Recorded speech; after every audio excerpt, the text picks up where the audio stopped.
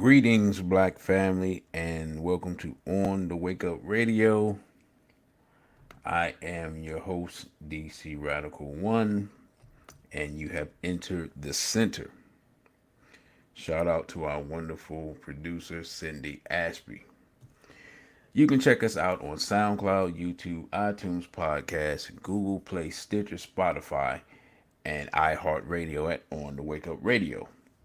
More important than all of that, you can check us out at onthewakeupradio.com. That's onthewakeupradio.com. Also, you can check us out at otwtube.com. You can check us out at otwtube.com, where I have an account. It's a black owned social media, and my account is DC Radical One. Again, this is your host, your brother DC Radical One. This is the Center Live podcast here on YouTube tonight. And we have part two of a very special interview with our special guest, Brother Irritated Genie, who you all are familiar with, I am sure. Before I bring Brother Genie on, because we're not gonna hold his time as much as we did last time. We were here for 2.5 hours last time. We're gonna try to shave off at least half an hour of that. Let me greet everyone here. BB Fahodier, brother, you got ripped off. BB Fahodier, Straight Black Pride, Sister Nina. Greetings to Unique One Express. Peace to Goodfellas DMV. Good evening, Lance Beeman. BB Fahodier to BB Fahodier Man. Greetings to Don, I think that's Don Hope. BB Fahodier, Straight Black Pride to Brother Kevin. Praise Nat Turner 2, Spirit, Mind, Character, Soul. Greetings to Sister Matrell. BB Fahodier to Brother Elijah. BB Fahodier to Sister Fonessa. Greetings to Brother Jimmy. BB Fahodier to Brother I. Allen. Hotep to Real Talk. And that is just about everybody that I see in the building right now. I see we have nearly 40 people in the building. So I know people will be rolling in shortly. Before I bring the brother on, do have an announcement to make. Coming up in about approximately 6 weeks, for 5 weeks and 6 weeks, before they Straight Black Pride of Brother Dessalines, we are going to celebrate, and I believe this is our 6th annual celebration of Dr. Chancellor Williams Day. Straight Black Pride to Queen Infinite Fire, and BB 48 to Intellectual Maroons. Good to see you all here. Our 6th annual Dr. Chancellor Williams Day celebration will be on the 24th, Saturday the 24th. We'll have the gravesite ceremony. The gravesite ceremony will be at Lincoln Memorial Cemetery. That's 4001 Suitland Road, Suitland, Maryland, 20746. That's Section O, Lot 618, Grave 5. And we will be out there at noon because it gets cold at that time. And so we want to take advantage of what little light we have, and we will be out there at that time. Now, weirdly enough, I've been out there at night and been out there during the day. It always seems to be much colder during the day than at night. And that gravesite ceremony usually is under an hour. We go out to honor our ancestor. We go out to thank him for his work and for bringing us the monumental work of the destruction of black civilization. And then the week after, the Saturday after, on 31st, New Year's Eve, we will have the lecture, Africa versus Everybody Reloaded. This is a lecture that I do annually. I normally, it's become a tradition in Straight Black Pride, and pretty much the lecture is inspired by the book Destruction of Black Civilization. And one time a sister said that black people need a reminder. And so she kind of let me know that there's no problem with doing the lecture every year. It changes up a little every year because times change, especially nowadays, change so fast. And so on December 31st, we'll be doing that lecture at the Empowerment Center, 6490 Landover Road, Cheverly, Maryland, 20785. Tickets will be $20. Right now, we're looking at Eventbrite, and all that information will be sent out if you're on the Straight Black Pride email list. Also, I will send it out via my social media, and we will send it out via our Telegram groups.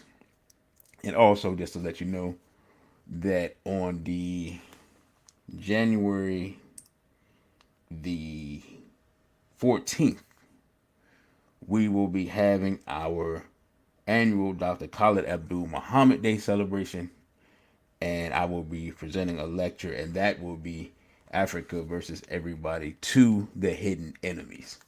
So you have about a 2 week break in between the first part of the lecture and the second part of the lecture. I'm gonna tell you right now, I do not I'm not braggadocious when it comes to this stuff. I believe that Dr. Khaled lecture, it's a co-feature with me and Dr. Khaled. He's the co-producer and the co-feature, co-speaker. I believe that is one of the hottest lectures going around. I'm just being completely honest. If you haven't seen it and you are a true African and a fan of our great ancestor, Dr. Khalid Abdul Muhammad, you will absolutely love that lecture. So we will have the flyers out shortly. We'll have all the information out,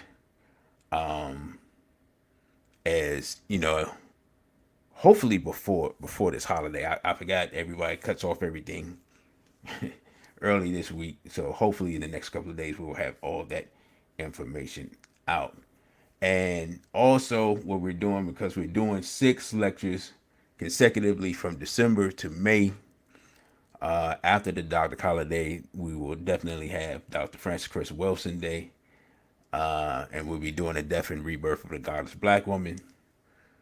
And that will be in March. But in February, we will be doing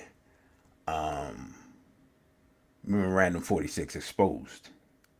So those are the first 4 lectures. What we're going to do, and when we have it up on the Eventbrite, you'll be able to see it. Each individual lecture is $20, but if you buy access to the set, that will be $100 even. So if you buy it, you decide I want to watch all of these, and we'll have a way to have it. Anyone who buys the set will be given at least one, probably 2 edited lectures on digital download. So that way, you won't have to buy it twice. You'll have it for digital download. So the Africa versus Everybody has already been edited. I just gotta find a way to distribute it. I already have some people who have earned it via their donations. And greetings to Sister Smoochies.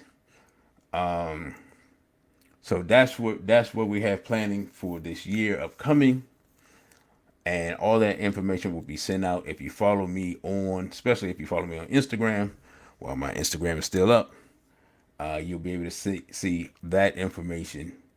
And if you're a part of the email groups, the Telegram groups, all of this information will be sent out to you. And like I said, if anything, you don't want to miss the Dr. Khalid lecture. You really don't want to miss any of them, but you definitely don't want to miss the Dr. Khalid lecture. You don't want to miss the Dr. Chancellor Williams lecture, because that was the one that kind of set it off. And I'll be honest, if you have a young sister that you know, you have a young cousin, daughter, you're a young person, that Death and Rebirth of the Goddess Black Woman is definitely something that you want them to see. It is the type of lecture that literally brings our sisters to tears, you know. That we really touch on some things that are really, some poignant things that are going on in our community. So, with that being said, um, now that we're finished with all the announcements, Brother I Allen said he said each and every one he's been to was well worth it. I appreciate that, brother. We're going to bring on our special guest with no further ado. Let's see, load them up. First of all, let's see how I want to do this. All right, load them up. Brother Genie, you ready? Yes, sir. All right, brother. BB Fahody and Straight Black Pride. BB Fahodier, straight black pride. See, now I'm starting to notice something, brother. Mm-hmm. See, and I'm gonna say this: when I go on your show, your radio program, you always like, oh man, you come on here, you take on my radio program, people call in, and everybody wants to participate, and everybody got questions and all types of stuff, and the ratings go up and everything. See, I'm starting to notice a pattern here. I noticed that when Brother Genie, I say, hey, I think I might bring Brother Genie on. People are like, oh yeah, yeah, oh yeah, yeah, all right. I'm gonna be sure to tune in. I'm gonna be right there. Like there was like 30 people in here before we even hit the intro scene. Like so, it seemed like you get me back for while you was doing all that complaining about me taking over your radio show. Seems like you taking over my YouTube here, but it's fine because we're working in conjunction. Game recognized game, man.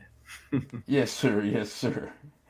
So last week we were supposed to get to Wakanda Forever. We didn't, We did. but you said, all right, well that give everybody a week to watch the movie. Now, I'm going to confess, I did not take that time to watch the movie. I took that time to make some money. That's what happened. So, but I already had pretty much a good synopsis of the movie Mm-hmm. before it happened. I have been a Marvel fan. I have seen the MCU transform itself into the MCU, as Mm. some of the Europeans say. So I have a good handle, I think, on what I think is going on in the movie. With Mm-hmm. that being said, I'm going to ask you to give us your insight to the movie. You can include some spoilers, but you don't have to totally spoil the movie because there's some lazy people like me who still have mosey on along to get to it. But break down to us what you wanted to break down to us last week that we did not get a chance to get into. Well, now, brother, you putting the brakes on me now. I gotta. I mean, am I telling about the movie? I'm not. You telling me you can tell about the movie. You can't, but don't give it. I mean, what we gonna do here? I'm Uh, trying. I don't know what not to tell. okay, brother. All right, let's put it like this. All right, we're giving the spoiler alert now. The show's been on for 19 minutes. Here's the spoiler alert. Greetings to brother Bola, sister Tila, Nubia. Just go ahead and do it. Go ahead and do what you're gonna do. And Sister Matrell like, come on, let us know. Yeah, nah, just go ahead and break it down and let people know what you saw. Cause I know you saw things beyond what the average person saw. Okay. All right. That look, that helped me a little bit. I don't feel guilty now. So I'm gonna just jump real quick in. First of all, thanks for the invitation. Um, and there's a reason why I wanted people to watch it. I was assuming, based on what happened with Woman King and the horror of that film, I said that's a preparation for something monstrous that's going to come in this Wakanda Forever. I wasn't going to go see it. I saw that Woman King. I wasn't going to watch that. Somebody called me and said they wanted to do a debate up in Baltimore. So what did I think about it? And I said, well, let me watch it if I'm gonna go do a debate up there. Because we did that with Harriet, and I had to tell people that's a horrible film. We love Harriet Tubman, but the film was horrible. And so I figured I would do the same thing with that one. So I watched it for that reason, and it was as horrible and really worse than I thought. They get more sophisticated, but I assume this one will be the same. What I saw on this one was something of great sophistication that I thought was worth sharing with people. That's why I wanted everybody to go see it. It's not a good film. But what we're facing now in the real world, the Black versus Jew war, and that's the time we're in right now. I'm gonna say it again: Blacks versus Jew war. This is the time period we're in, and this is not going to stop for some time because the Jews not going to stop. And there's some kind of climate in the air. I wrote the book, so the book comes out before the Kyrie and Ye thing, and they jumping on it, and other people are starting to speak out, and I'm like, these people don't know me, so it's not me. It's that time. So it's all perfect time, and so this is going to happen, and it has to for us to survive 21st century. At any rate, when I saw the film, I said, "Whoa, there's war going on here, a lot of war." But you can only tell it if you watch the film, and then I explain it to you. You'll understand what I'm talking about. And why is it important? Normally, it wouldn't be that important. Why is it important? It's important because since we're in a Black Jews war, we want to know the different types of wars that are going on, how they're being fought, and how to be able to see them.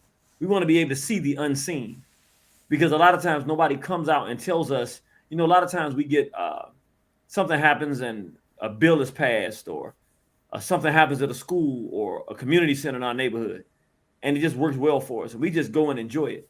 We don't know how many days, weeks, months, and years some Black person spent doing everything they could do, fighting like crazy to get some for us, to finally get it. We receive it. We have no idea what it took to get there, though. So this is one of those things you got to understand with media. If we understand what the Jews are doing now, they're absolutely destroying manhood, period. That's for all races. But for us particularly, they want to destroy any sense of strong Black masculinity completely. They want to push homophilia and make it part of our culture, which is what they did in Woman King. They want to make it like this has always been where we are. They want to put women over top of men, which is a reversal role. Men are the protectors and guides and leaders in communities. They want to flip that around, make the women stronger than the men, make the men effeminized. We know the things that they're doing. So this is the bucket that this brother was given of things that he would have to do. What happens is when a fight occurs, all the things that the Jew intends to do that we already know they intend to do, they have the perfect pretext to do it. The brother passed. Now they can totally destroy everything we loved about the film. Except that the brother that was there, when I watched the film, I said, oh, I see where they're trying to do this. I said, they must have gotten almost into a fight in the background to not make that happen. It's very clear. So let me get into the movie and stop talking about it. I just want to give people a pretext of why it's so important. People are fighting for us. And again, I was not there. I can't prove anything that I'm saying.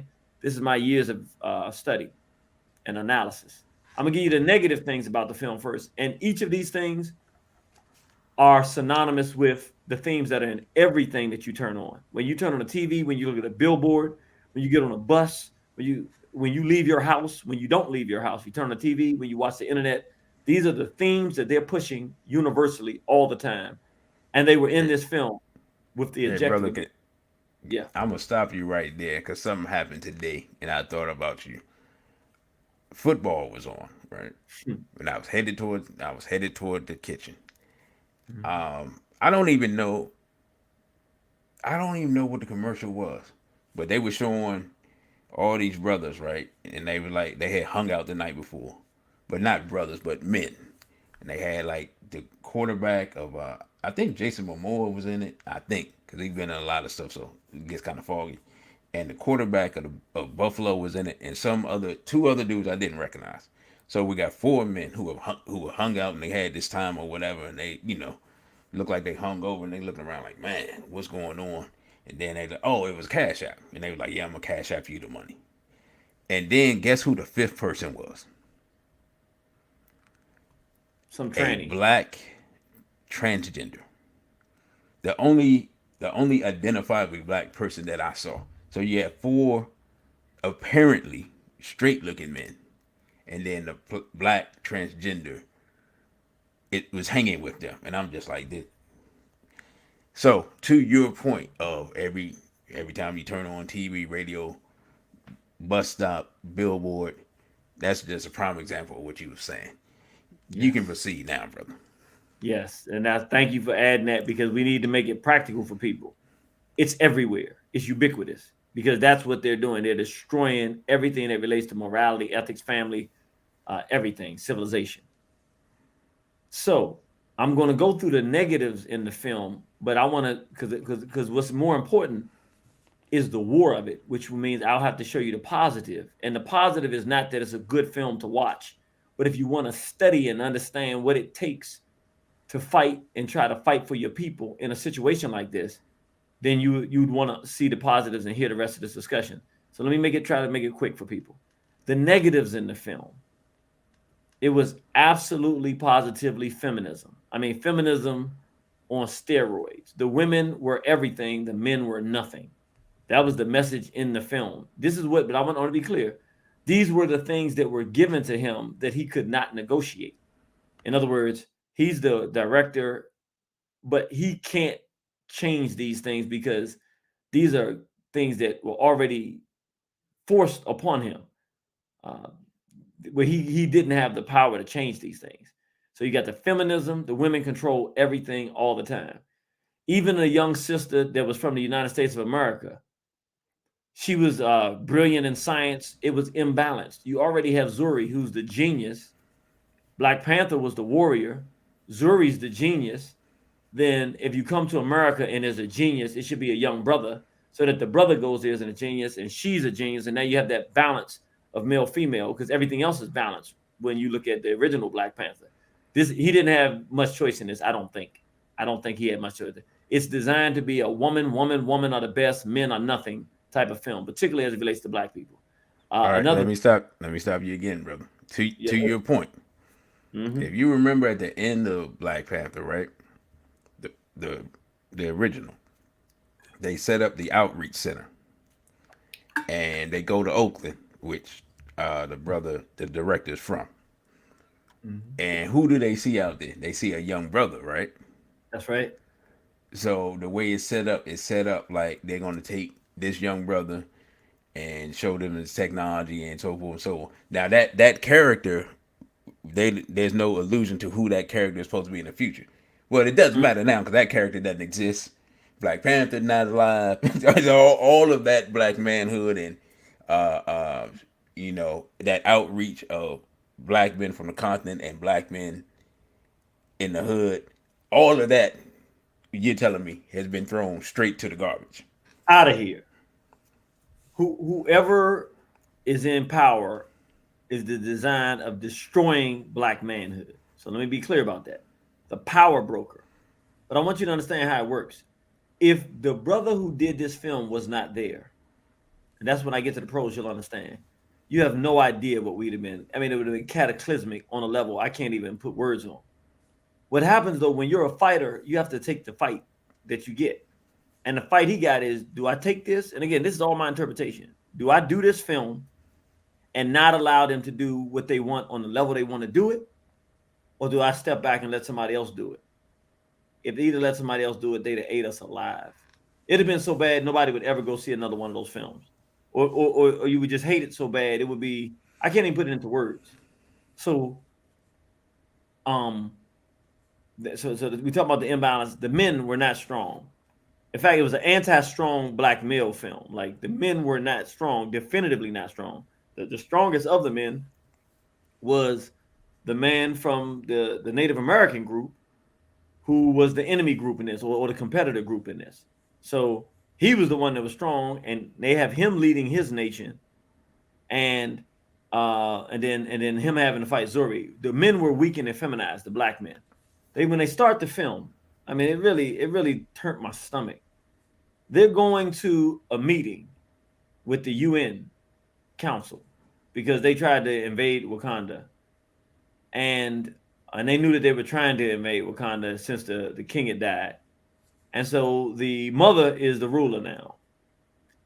She walks in with a bunch of dudes with napkins on their face. What they call these things? People be wearing on their face because they're scared of the Fauci, the face mask. I couldn't believe it, man. These dudes got napkins on their face from Wakanda. I was so disgusted. She's sitting up there with no napkin on her face. The woman, the leader of the nation. But yet her protectors all got napkins on their face.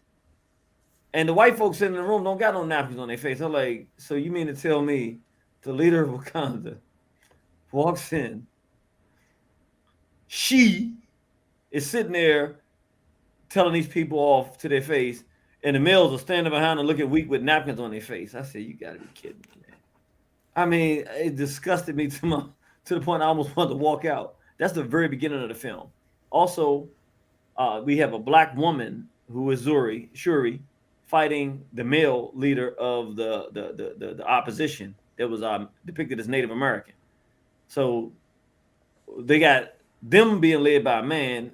We have woman leadership, which in warfare, like who wants to put their women out before the men? Well, we had solid fighting men in Wakanda. So the point being, it's a feminist attempt and a feminist dream to destroy manhood and masculinity. So that's the negative stuff. But let me come back and start talking about the positive things because I want people to understand what happens, at least from my perspective. You have a black man there that said, I invested a lot of time and energy in this. I don't want to let them destroy this, but this is what I have to work with. This is what they gave me. So, oh, and the last bad thing, of course, at the very end of the film, I mean, the last couple of minutes of the film or the last couple of scenes of the film, they show that one of the females is a definitive lesbian. So you see that she's a lesbian. Girl kisses on her head and said, my love, walk past. So they make it clear it's a lesbian. But here's the important thing. When you watch it, and I'm going to kind of start from there and go back to the positive pieces, it was clear from the very beginning of the film that for those like you and for those of us that know about this homophilia and how they do with lesbianism, she clearly had feminist lesbian mannerisms, but you didn't see any lesbianism. You didn't see it to the very end of the film. What does that mean? That means they may have gotten in a fist fight, but one way or the other, the kind of arguments, cursing, fighting, resisting, not listening, going back and forth. They wanted this to be a lesbian explosion in this film. He just refused. He didn't have a choice but to put it somewhere, so he had to just do it at the end. That was the sense that you get when I'm watching and I'm saying, when is the lesbianism coming? I know they're doing it. I can see they're trying to do it. And when it's not happening, I say, okay, this guy's fighting. I start paying attention. I say, he's fighting. The things they want to do to make us hate this thing and throw it away, he didn't let them do it. He wouldn't let them do it. Now, understand, the things that we don't like, all of those things are in there. But even that lesbianism in it, but it was so minimized, and it's only minimized because it's a black man that says, I love my people. I'm not going to let you do this to them. He didn't want to put it in at all, but he didn't have a choice. So he minimized it to the degree that if it's going to be in there, you're like, I hate the fact it was there, but that's what a fight looks like. So what else happened? Now, this is going to sound strange, but the way he did it, I watched it. I said, okay, I see. Yes, it's true that they made it a feminist strong film. But here's the good part. If you just shift and use it as a teaching tool, because you have the first Black Panther to compare this to, you can say, look what happens in the absence of strong black male leadership. Because the things he did with the women, they weren't bad. They were good women that loved their country. But they were making emotional decisions that you shouldn't be making from the throne.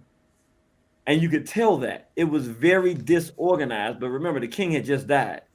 I'm not saying that women can't do good leadership. What I'm saying is, as opposed to making it where these women were perfectly organized and better or just as good as the men in the jobs that are designed for men, he didn't do it that way. They were struggling with the leadership of it and those positions, which is reality when women are forced to have to take positions that they don't even want. They have to take it because of the loss of men. And when they do that, I mean, it's beautiful that our women will stand up and do it, but he made it so that you see, like you literally watch the film and go, where are the strong men? I wish there were some strong men here. You want that black male leadership. It was very good because if you teach it from that perspective, it's actually a teaching tool.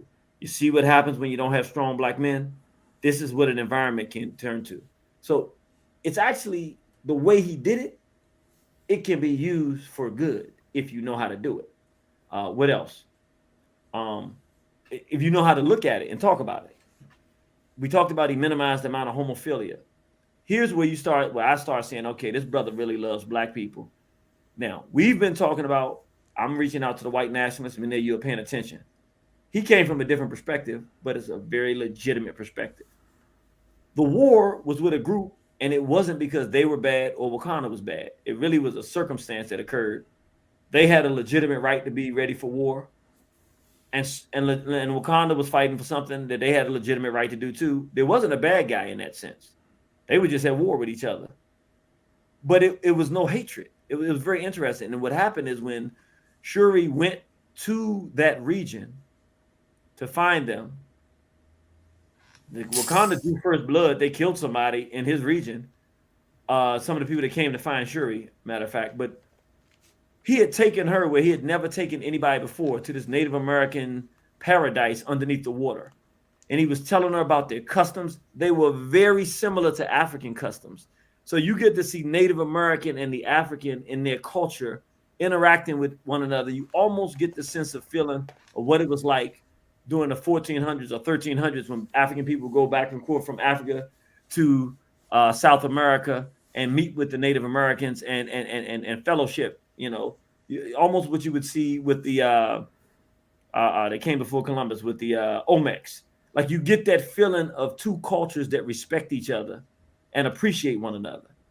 And it ultimately, the film, it boiled down to saying black people and Native Americans need to come together and overthrow white supremacy, which represents the ones, the white nations that want to come get their vibranium. So it's really talking about African people and Native, the red man, working together, or the Hispanic, however you want to look at it today, working together to fight against the exploitation of our nations by white supremacists, the West. And it was done very well. I was like, yo, now I know brothers and sisters from LA that's dealing with the problems with Hispanics and stuff like that, or anywhere in the country where you're facing these issues. I can understand that's not what you're looking for in the moment. But what I'm saying is the message that he put forth was that in fighting this exploitation of our nations, if we work together, we could do this against the same exploiter that we're facing, which in this case would be the West, white America. It was very well done. You respect the Native Americans. You respect they have culture. You respect the African culture. It was done very well. He was given a different message than we're giving right now, but it's an excellent message, and that's a message that he wanted to push, and he did it very well. A thing that I really liked about the. Oh, go ahead. I'm gonna ask you a question real quick. Mm-hmm. So, from your perspective, that necessarily was not a part of the plan that was sent to him of what to put in. That's something that he decided to put that message in himself, because he had leeway with Namor, and that whole making that character that way is different from the source material. So that's your observation that's what he chose to do. Yeah, and see, I don't even know the source material, so I'm glad to hear that. Then that's absolutely my assessment. He did it. He made a war that occurred where you can't blame either party. You can't blame the Native Americans. You can't blame Wakanda. Like, it's a legitimate war. The reason they went to fight was legitimate. They didn't intend to have to do harm to a black person, but it just happens to be that the person that created this thing that was a problem for them was black. Whoever it was, they were going to get a body on it. And Wakanda said, "No, this is one of our sisters. We're not going to let you do that." And so they end up in a battle. But neither one of them was wrong. I mean, they both had a legitimate position. They end up in a conflict. He chose to make it where there wasn't a bad guy. Neither group was a bad guy, which is, he didn't have to do that. You respect both groups as fighters. Like, both of them was like, whoa, this is going to be a heck of a fight. These two groups go fighting one another. You got a problem. Which is almost like when you want to go see a boxing match. You want to see two brothers, or quite frankly, you want to see a brother fighting a Mexican. You know what I'm saying? Like, you know what I'm saying? Right. Let's keep it real. They're the only fights you want to see. Yeah, bro. I put it like this: Floyd Mayweather has made himself a multi millionaire by finding literally every Mexican he could find back in the day, and then rolling out Pacquiao, and you know, basically antagonizing those people so they would hate him enough to buy those tickets. That's right. That's right. That's how you do it. He did it. He was the Mexican stopper. so so yeah, that's what this showed. They showed a respect between the two groups, which I don't think is bad in a film when there's a lot of tension going on out here. Um, I don't think it's a bad thing to do. I don't see how it hurts. He didn't make it like we wouldn't fight him. He didn't matter like we're gonna sit there and take. It just showed that we were willing to stand up one against the other, but we respected both groups. So I'm just saying that was the message he put out. He chose to do it. I thought he did a good job on that. Another piece I thought was very well done. He didn't have to do this. We find out that at the end he saves everything because the whole thing was destroyed. If you watch it, you're not going to be enjoying it as you're watching it. They're destroying the whole story, but it's not where you can literally feel like it's not as bad as I thought it was going to be. Like everybody I've talked to was like, well, I mean, it wasn't as bad as I thought it was going to be, but I hated it. They messed this up. They messed this up, but it wasn't. You can feel that it wasn't as bad. It wasn't as bad because he didn't let it be as bad, and he gave you so much hope. One thing he did was, I mean, it was beautiful.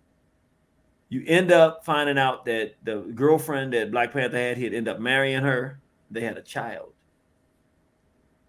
And that child's name was the name of a great leader in the country where he was being raised. He's not being raised in Wakanda. Out of all the countries in the world that she could be raising her son, the son of T'Challa, quietly so nobody knows who he is, he's being raised in Haiti. And his name is Toussaint.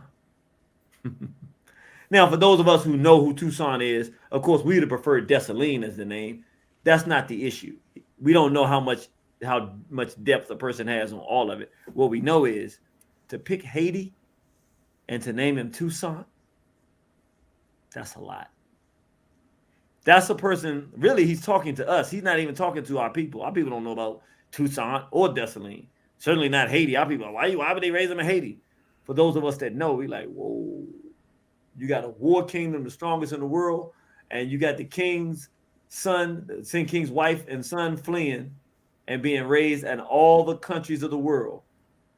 In the country where our people won the greatest war in the history of the world from a people who've been captured and enslaved. It's never happened in the history of the world. To conquer, to be kidnapped, removed, taken to a foreign land, conquer your enslavers, and become an independent nation. We don't have any documented history of that in the history of the world. Haiti is the only country. The splendor of African civilization and warfare in the modern era, in the last millennium, Haiti. And that's where they're choosing to raise a boy, and his name is Toussaint. That's a message for us. Like, I'm going to bring him back for y'all. I'm bringing him back for y'all. I wasn't able to, I wasn't able to bring him, do what I would wanted to do with this film, but I got y'all covered coming the next one. If I'm here, I'm looking out for y'all. That's a heck of a message. And the last thing, I think that was the last thing I would say. Yeah, T'Challa's going to return. His son has his name. So his name is Toussaint in Haiti, but he's now T'Challa, son of T'Challa. So he takes his father's name. So all the whole, and the last part, the last piece that was and anybody that saw it, you'll remember this. It was done to give a message. When they're trying to push feminism, the idea is that women are stronger than men and they can do all the stuff men can do. What he did at the end was so beautiful. When Shuri beat the Hispanic guy, the Native American, and she let him live, she went off and literally took the Black Panther crown and like tossed it. It wasn't like she didn't respect the crown. It was like, this is a job for a man. I don't want it. I'm a scientist. I'm going to go do some stuff over here in Haiti. I'm out of here. Peace. Like, I don't want this crown. It belongs to the man. It belongs to the men. And when you turn around, you see M'Baku saying, I want to wish to fight for the crown. So he puts the man back in the man's position. That Black Panther, Black manhood, Black male leadership, dominance, strength, position to take care of the people in Haiti. He does that at the end, and she just shirks it. She doesn't do any of that trying to fight for it. None of that, I want to be a man. None of that masculinity. She's like, I'm done. I did my job. I filled in the gap because they needed me. I'm out. And it was just so beautiful because if you can read the message, he's like, I ain't with none of this feminism. I ain't with none of this stuff they doing. I ain't with none of it. But I got to do it. So I'm going to give y'all the best I can give y'all what they gave me. But next time, come check me out. I got you. And so it was just, again, the beauty of the film is only in if you can see the invisible world, an invisible hand. If you can see the actual Black versus Jew war in the background, you can appreciate this film because you go, wow, how was he able to pull this off? How did he get this by? How was he able to do this? He had to maneuver, probably put stuff in there that they didn't even recognize. He had to be very shrewd, and he had to fight sometimes just to say no to them in order for us to get what we got. And he threw some things in there to let us know that there's some salvation for tomorrow. So that's what I wanted to tell people. I wanted to tell people about this film. What you can learn about this is war. This is how people fight wars on our behalf. It might not have come out like you wanted to, but if you understood what he was doing and you can see it, you can appreciate this film from that perspective. I'm done. Okay, brother. Excuse me. Yeah, what I wanted to say is to your point about him fighting to put certain things in. I know that part for a fact because I mean we talked about this earlier. Nate Moore, the executive producer, and I forgot what his actual title is in Marvel. When they had the discussion after Chadwick Boseman, brother Chadwick Boseman, made his transition, he told Ryan Coogler, "Remember, the Black Panther is not a person; it's a mantle." Meaning that basically, in essence, giving him the order to toss aside the character of T'Challa. Now, those of us who read the comic books and are familiar with T'Challa, first of all, he has a 50-year history, going back to I believe 66, 67. So that would be over 50 years, right? And in that time, for probably 45 to 50 of those years, T'Challa is the Black Panther. Like when the character is introduced, T'Challa is the Black Panther. Regardless of whatever happens when he's built an empire in space. Whatever else is going on in that comic book, yeah, maybe 2 or 3 issues there, somebody else takes over. But T'Challa is the Black Panther. So for them to take that away and basically mandate that that doesn't happen anymore. Listen to what you're saying. He really had to do some gymnastics to try to keep the franchise alive to make anybody want to see it. Because the first thing that comic book fans of T'Challa is going to say is, "Okay, you destroyed it for me. I don't want to see it." And the millions of men who took their sons, their nephews, bought toys and costumes, and they got costumes. I mean, I've seen grown people with their Black Panther costumes on. You're saying that there is some hope for them, for the franchise in the future, because there was a lot of disappointment, talking to a few people and based on some reactions. But you're saying that the brother did the best he could with what he had. If they let this brother do part three, and this is my read on it, he's so disappointed at what they tried to make him do with part two, but he saved it for us so much that he's like, just give me one more shot, y'all. When you see my part three, because the way he set it up. Now I don't know if this is where they're gonna go with it, but the way he set it up is that he conquered the Native American groups. The Panthers beat them, but the way they ended was the wife of the leader of the Native Americans was like, I want to go to war with the Wakandans. And he was like, no. He's like, they won. I let them, we let, they rule, but we're not going to go to war with them. He said, don't worry about it. The people up top, the West, is going to go to war with Wakanda. That's how they are. And when they do, Wakanda is going to need an ally, a powerful ally. We'll prepare ourselves to be that ally. And then together, we'll conquer the world. That's like, I don't know if they're gonna go that direction, but man, he set it up to be like, whoa. I mean, that would be woo. And he set Shuri's mindset and the Panthers' mindset of the people. The way Shuri was about revenge. She was more Killmonger in this one than she was her brother T'Challa.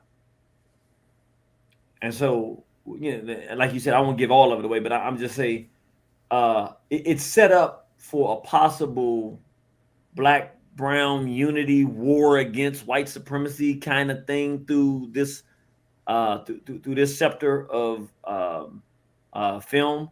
He set it up like that. I mean, like if you watch it, that's what he set it up for. I don't know what they're gonna do, but he wants to fight. This guy wants to come and give us a good one, part 3. So if he's in charge, now I don't know if they'll let him be. If he's in charge of part 3, we'll like part 3. He's gonna go overboard. It might be too much manhood in part 3. We're gonna be like, man, he wants to get back in the good graces of black men because he didn't want to let this happen, but he did the best he can do. That's the way I saw it. Okay. I'm trying to think. The brother I Allen said that he felt iffy that the hope came in the form of a child raised by a single mother away from home. He said at least the mom was still in line with the traditions.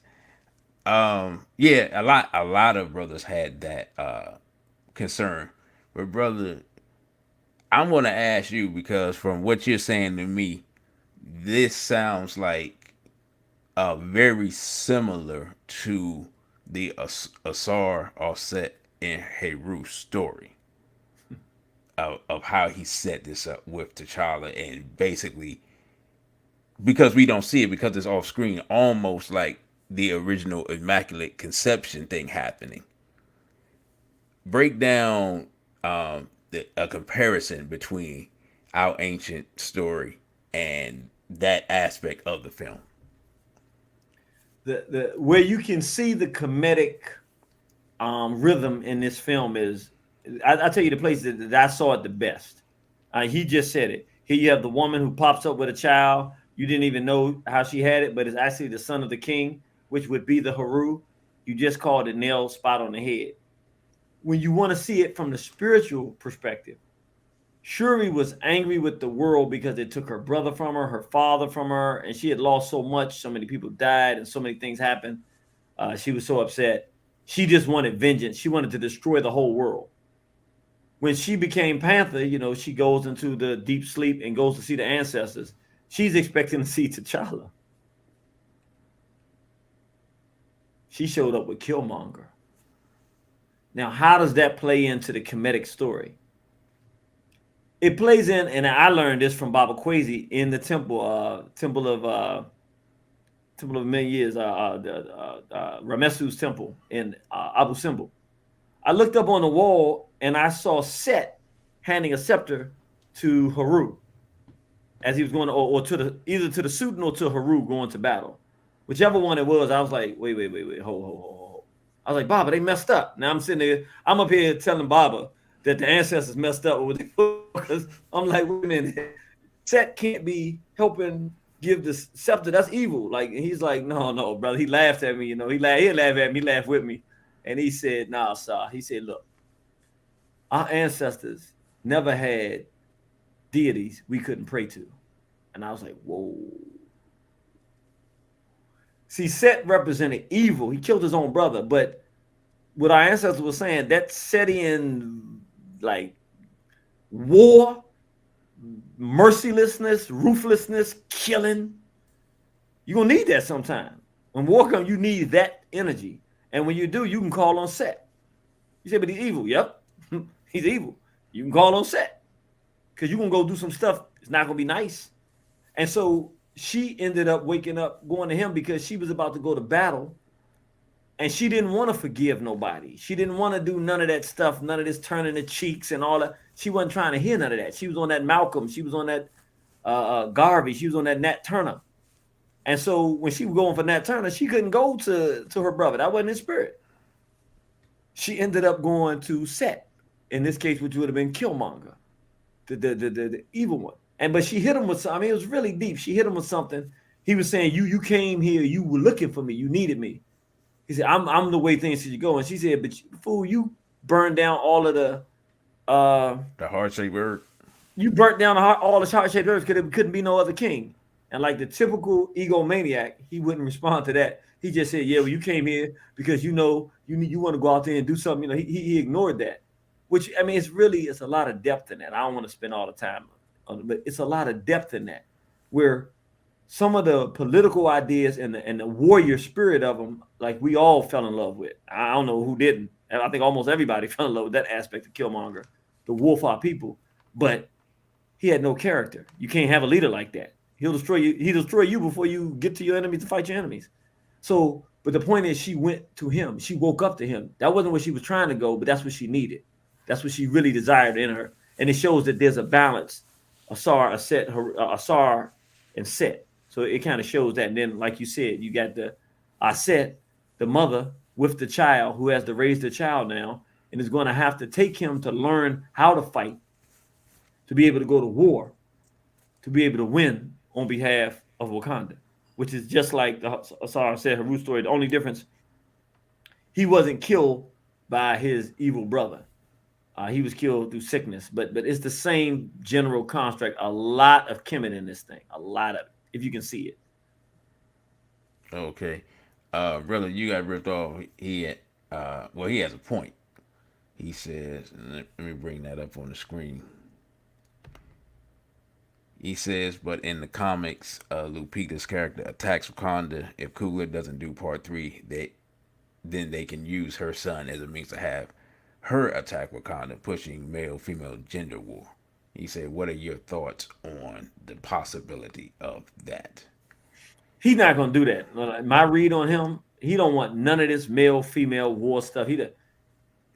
They would have to force this to happen, and I don't even know if he would do the film.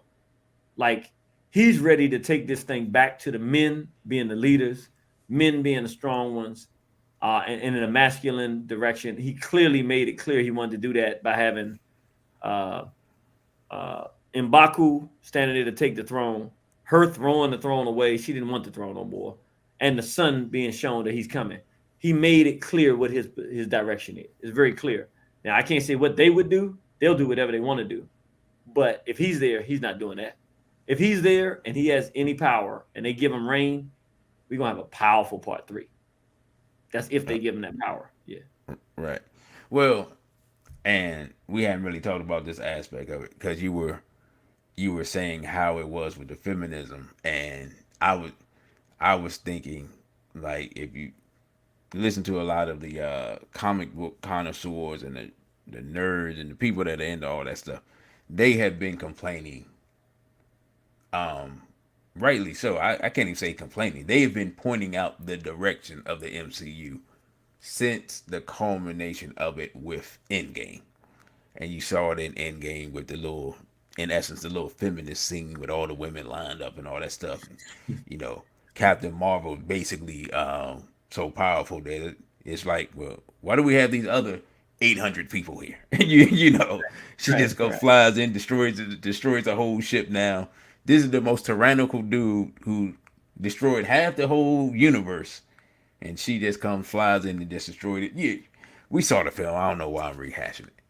So we've seen the direction that they're going. We've seen, if you're paying attention, they got the little young, I believe Pakistani girl. She's Ms. Marvel, I think. They have, they retired Hawkeye, and they got a little young white girl. She's Hawkeye now. I'm trying to think who else that they've taken over. You Thor, know, oh yeah, they rolled out Lady Thor. Hulk, I She mean, Hulk. right, she's right. So we see, and Kevin Feige announced it. We see that that was the general direction of the entire MCU, which basically was to follow behind Star Wars, even though we all saw the disaster that was. I don't know how you look at that personally. And just as a business person, see how horrible that was, see how disastrous it was, and say, you know what? I'm gonna follow right behind that. But nonetheless, they Let, did let, it, and let here me we are. let me jump in there on that one. It's important for us to understand. For the Jews, we think they're money Oh, hungry. remember we're using our hat language here. Who, like I said, for the hats, are they money hungry? Yes. I mean, they have a history. It speaks for itself. But it's very important to understand something. This ain't about money. It's not about money.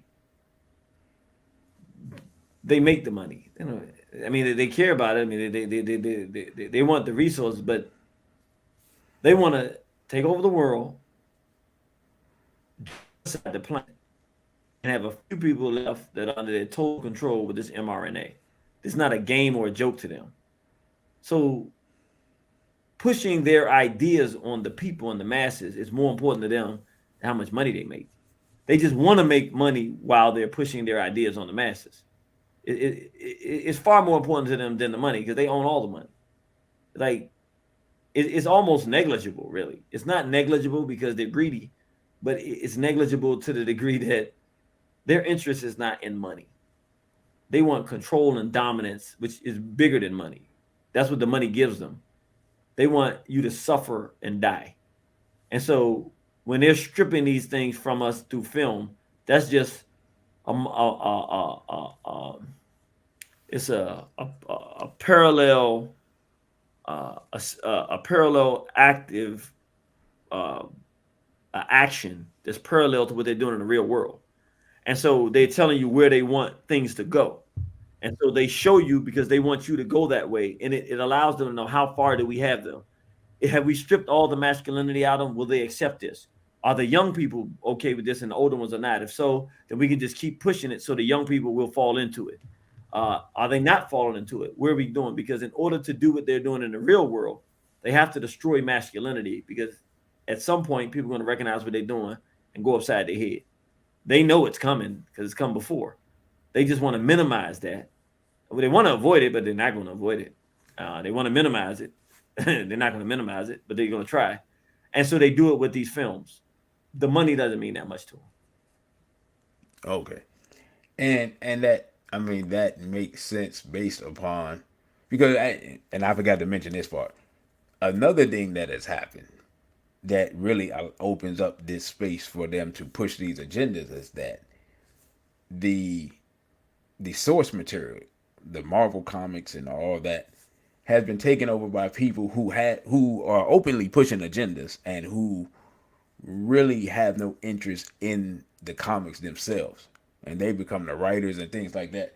So what it allows the filmmakers to say, well, we're taking this from the source material. So, and I believe brother Kuji Chagalia was speaking to it, where they someone takes over the source material and then they write in homosexuality into Wakanda. Or someone takes over the source material where we talked about, and I talked about in one of my lectures, where they write in the sexual assault of Superman in DC Comics.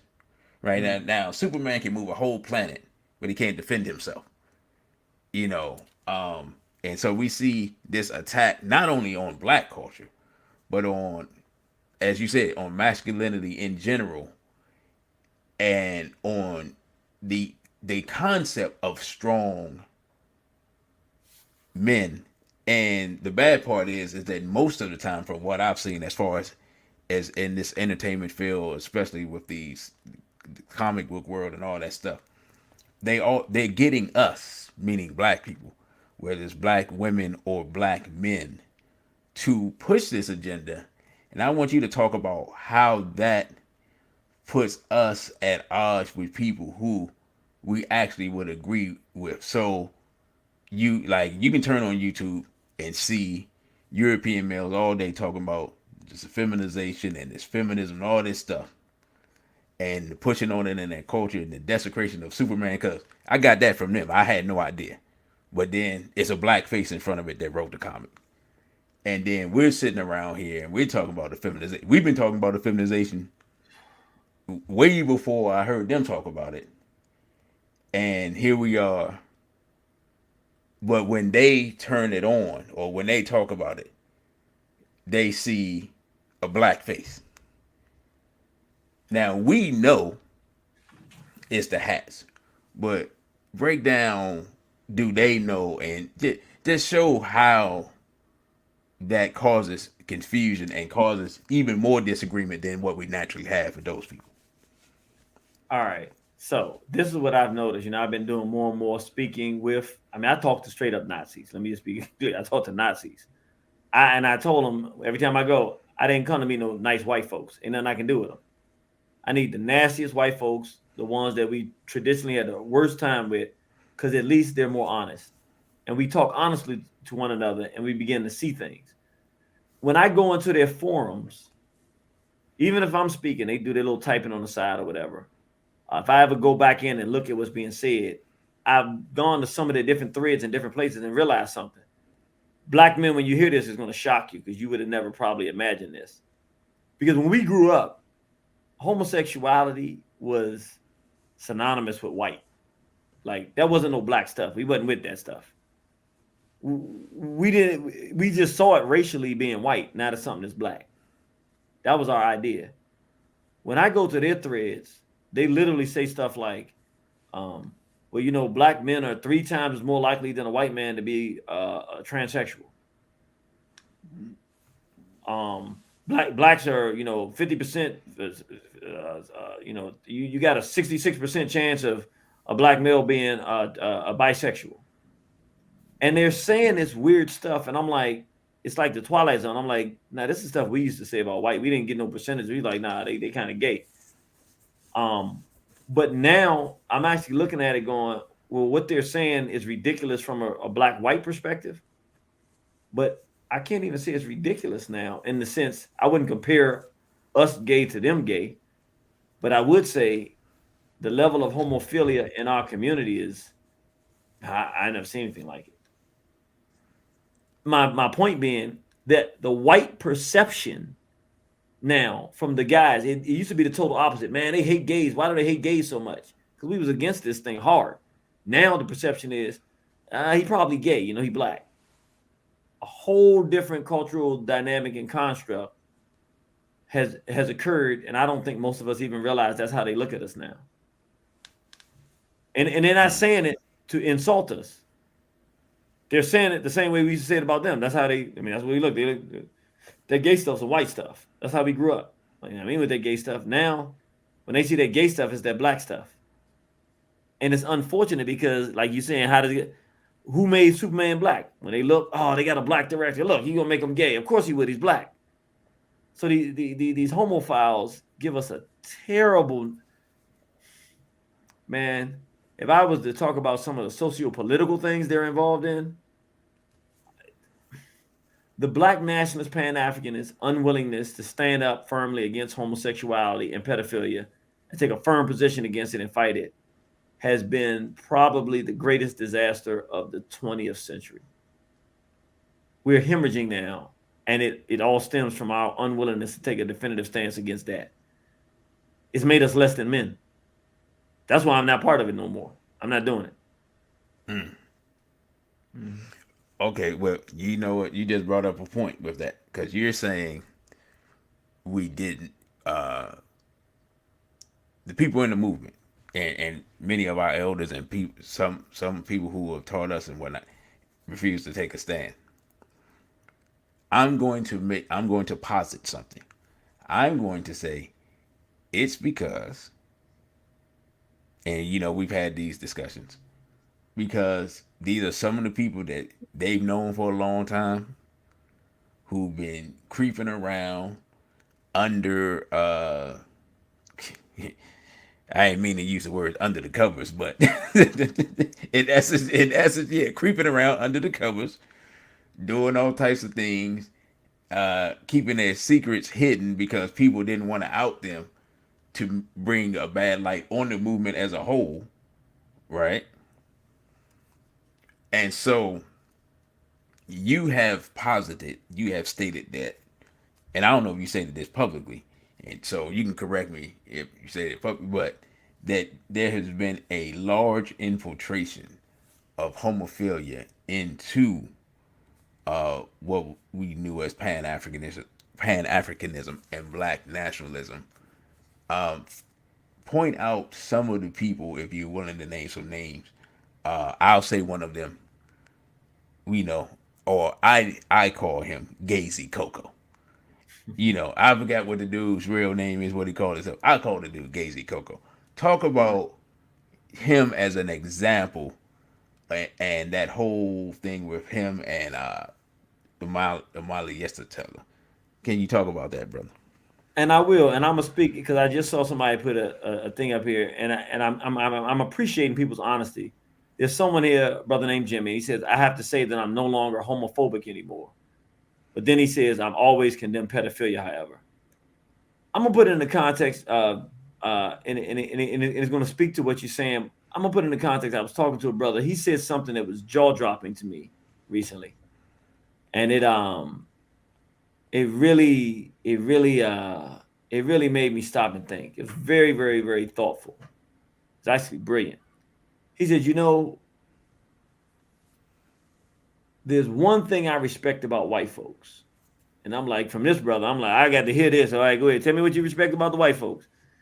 He said, with black people, we are so we become so egotistical. We have so much our ego, and we're traditional. He said that's good because you can hold things. He said, but you hold on to the old ways, and sometimes that can be harmful. He said, with white folks, when they get new information, they make adjustments. He said they're willing to let their egos go, evaluate information, and make adjustments. And when he said that, I mean, literally, it hit me so hard like a billion ton of bricks. And I was like, man, I said, you know what? I said, you just articulated. My spirit has called me to go start working with these white nationalists. And I know it's the international warfare and it's on behalf of African people. But I didn't have the words to say it the way he did. And essentially what he's saying is the white folks now have woken up and realized the hats are a problem. Not all of them, but some of them have. And this homophile stuff is a problem. We got to do something about it. Drag queen story out. This stuff is filthy, it's disgusting. No more negotiations. And we're going to go step up and fight it. And our people are still kind of like the brother said, he said, I'm no longer homophobic. I don't even use words like that. We either a man supposed to be with a woman or is not. And if we're men are like lions. Men protect their territory. That's disgusting behavior and it's harmful to our people. That's how our children get molested. So you can't be against pedophilia and not against homophilia. They're the same thing. It's not. What we do is, and it goes to your question, and I'll go to it, and I'll be honest, it's become a problem. We've held on to the part of our traditional culture. And actually, it's nothing traditional. Actually, no, this is not even traditional. We've always traditionally been against this behavior. The truth of it is we've bent to the stick of Europeanism. The European has told us, and really it's the hat, accept homophilia. And quite frankly, we bent over and said, okay, I accept it. So when we say that because in this case, it's actually the opposite. We are not being traditional. Africa is being more traditional than we are. Africa is saying, no, we're not with this. The tradition of African people is man and woman. We won't bend over no matter how much damage they've done to us on the slave plantation. We wouldn't bend over. Now we just bending over. There's no two ways about it. But the eldership is being used to bend us over. So when you get somebody like Yeshitela, Omali Yeshitela of the Uhuru movement, I remember first, I didn't know who he was, but when I heard him on Dead Prayers, the wolf is licking the blade, I'm like, man, who is this brother? If you look out in the 80s, when those police were killing black people, they was down there shooting back. And the police wasn't winning all them battles. I mean, like, they had real organized resistance. So these are not playground people, but they've grown old in the battle. And quite frankly, it's a new type of battle. And they're taking the wrong position. And so they're devastating a lot of the elders. I mean, kind of like what the brother Jimmy just said. I'm just gonna be honest because it's here. I'm gonna just talk straight. This is what's happening. Everybody's bending over. And so the whole race is bending over accepting something that's crushing us and destroying us because we don't want to be men again, because we've grown old on the battlefield, and we don't see this war, our ego. Like he said, the whites, once you hit them and they get new information, they change. The homophile information is new perspective and information. You get that from Baba Malimu Maruti. You get that from Irritated Genie. Are there other people who've thrown their hats into the bucket? Sure. And we appreciate all contributions, but you want to know what's going on with this and what position you're supposed to take and where you're supposed to stand and why it's so critical. It's in the center of our very existence. You go to Baba Malimu Baruti, you go to Irritated Genie. You're going to get the books from Baba Baruti. I have one. Those are the books that you want. You want the two books you want, quite frankly: Homosexuality and the Feminization of African Males. And you want War on the Horizon, Black Resistance to the Homophile Assault. That's what you want. Why? Because that's who really genuinely is fighting this and is living in today's battlefield and war ground. But I'll be honest with you, Pan-Africanism has been overthrown. You just talked about even in that. You can't call yourself a Pan-African and you don't know a man's supposed to be with a woman. And that's where Gay-Z Coco came in. He was promoting him to lead the group and to bring in the youth. He's allowing them to promote homosexuality and bring that in. Now Gay-Z is in jail for sodomy and kidnapping and raping some dude in the house. And that's what you get when you deal with homophiles. I mean, there's no way around it. You can't blend the two together. You can't blend the worst aspects of European culture and hat culture. I want everybody, because it'll help people to begin to understand. People's arrogance and ego prevent them from understanding this because they don't want to understand it. They don't want to learn. They want to already know something they don't know. I want everybody, when you get a chance, now it's disgusting. So I'm not saying you're going to like it. You're going to hate it. But if you really want to get an assessment of how bad this thing is, I want you to go to something called Ari Shaffer. It's A-R-I. The last name is Shaffer, S-H-I-F-F-I-R. And it says, the name of it is on YouTube. It says Ari Shaffer Jew 2022 full special. That's what it says. I'm just reading what it says. Ari Shaffer J 2022 full special. He does a full comedy special. I want you to watch that special. I want you to see it. There's nothing more disgusting and perverted. But he starts off saying, y'all are a bunch of goyim. We're the Jays. We see all of y'all equally. It doesn't matter what your race is. All of y'all are the same to us, equally unimportant. Then he goes into so much homophilia, making the Bible homophile. It's really, truly who's taking over. And when you watch this and you see this battle that we're fighting with the small hats right now, and you listen to what he's saying as he talks about the personality of the small hat, you start realizing, wow, the same small hat that we're in a war with right now, blacks versus the Jays, is the same war that we're in against the homophiles. Because he's telling you right there who they are and how they think. We don't get it. And if you don't get it, honestly, on the battlefield, and again, don't misunderstand me. Everything I'm doing for my race, and I work with my people to do it.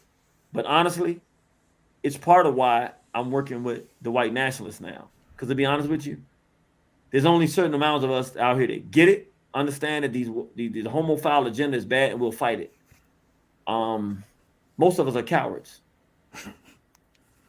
Okay, you just answered my next question, because I was going to ask. I'm like, why do you think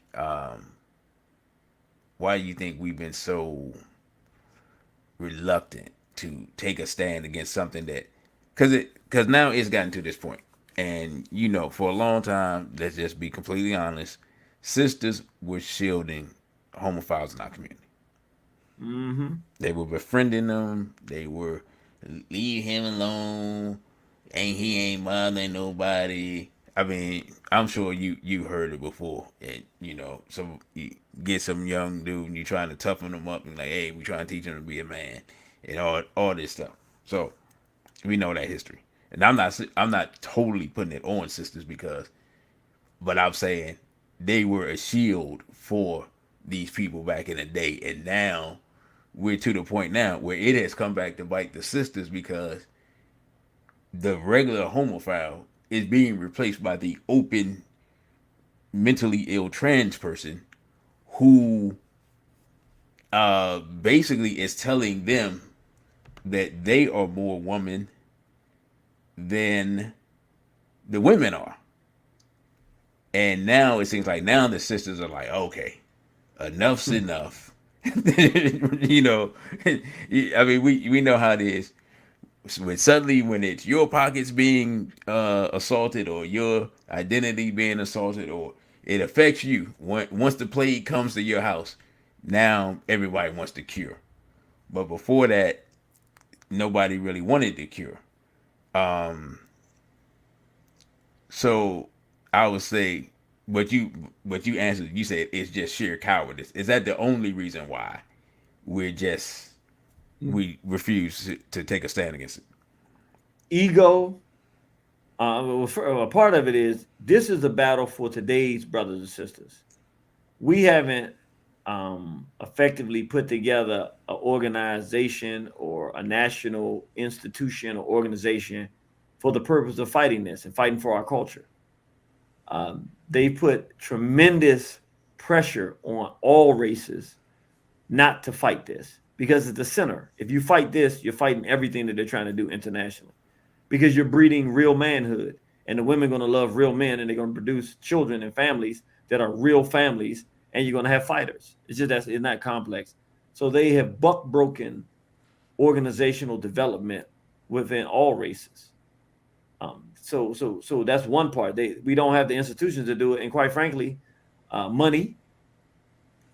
They say if you fight this, then you better be prepared to pay for it, because we're going to fight you and fire you from your jobs. We're going to make any real man that speaks out against it, that stands up against it, you're going to have to hold your position.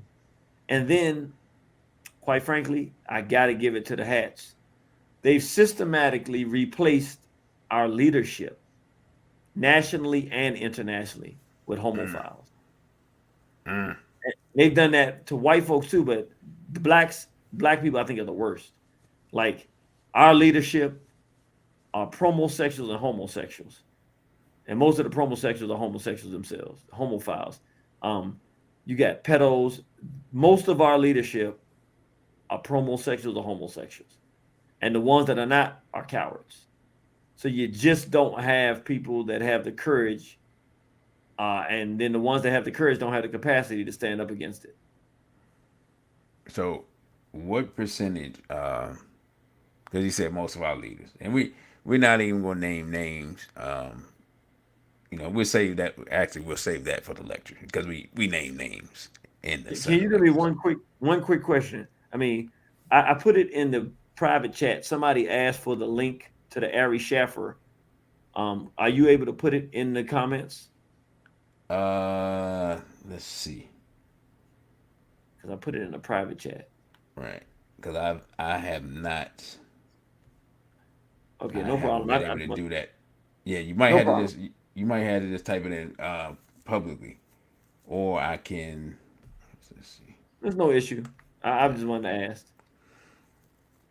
If not, we'll send it out, or we'll put the link at the bottom in the description. Okay. We'll do it like that. Said, and you say that's available on. Yeah, okay, that's available on YouTube. Yeah, we'll put it Yeah. in the description. Somebody should be able to look there right now. Just put in Ari Schaffer. It should come right up. And Yeah. it's a how long is this thing? It's pretty long too. It's like 2 hours or something like that. It's the whole special. Ari Okay. Schaffer J 2022. Yeah, it's 1 hour and 29 minutes and 8 seconds. Yeah. Okay, brother, you got ripped off. If you can find that, you can put that in the chat, and people will be able to find it. And just remind me, I'll put it in the description as well. Since it's on YouTube, they shouldn't have a problem with it. He's saying whatever he's saying. Yeah, Um, and let me say one more thing. Somebody's asking for is jaysaretheproblem.com. Jaysaretheproblem.com. You know what Jays means. It's people asking for what the website is. It's that same word, aretheproblem.com. yes, sir. Um, I Is there any on this subject? Is there anything else that you had wanted to? All right. Well, let me ask you this. So you wrote the book. Yes. You wrote the book before this situation came about, Now, right? what book are you But talking about? about the problem, Okay, the problem. Yes, sir. and I I believe, and you can correct me if you think differently. I believe that one of the reasons that Brother Kyrie got in trouble was not because of the link he dropped, but because of the position that he took beforehand to not take the jab, and that is what allowed them to take the onslaught.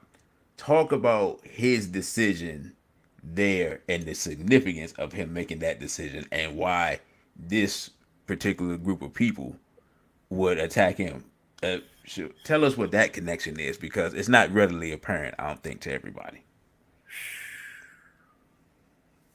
Wow. Okay, let me do that. I want to thank Brother Mackey. Brother Mackey, I had seen a piece of the clip, but I didn't see that whole airy thing. When I watched that, thank you for sending me that, brother. I appreciate you, brother. That's my New York family up there. The elders up there is solid. They about their business.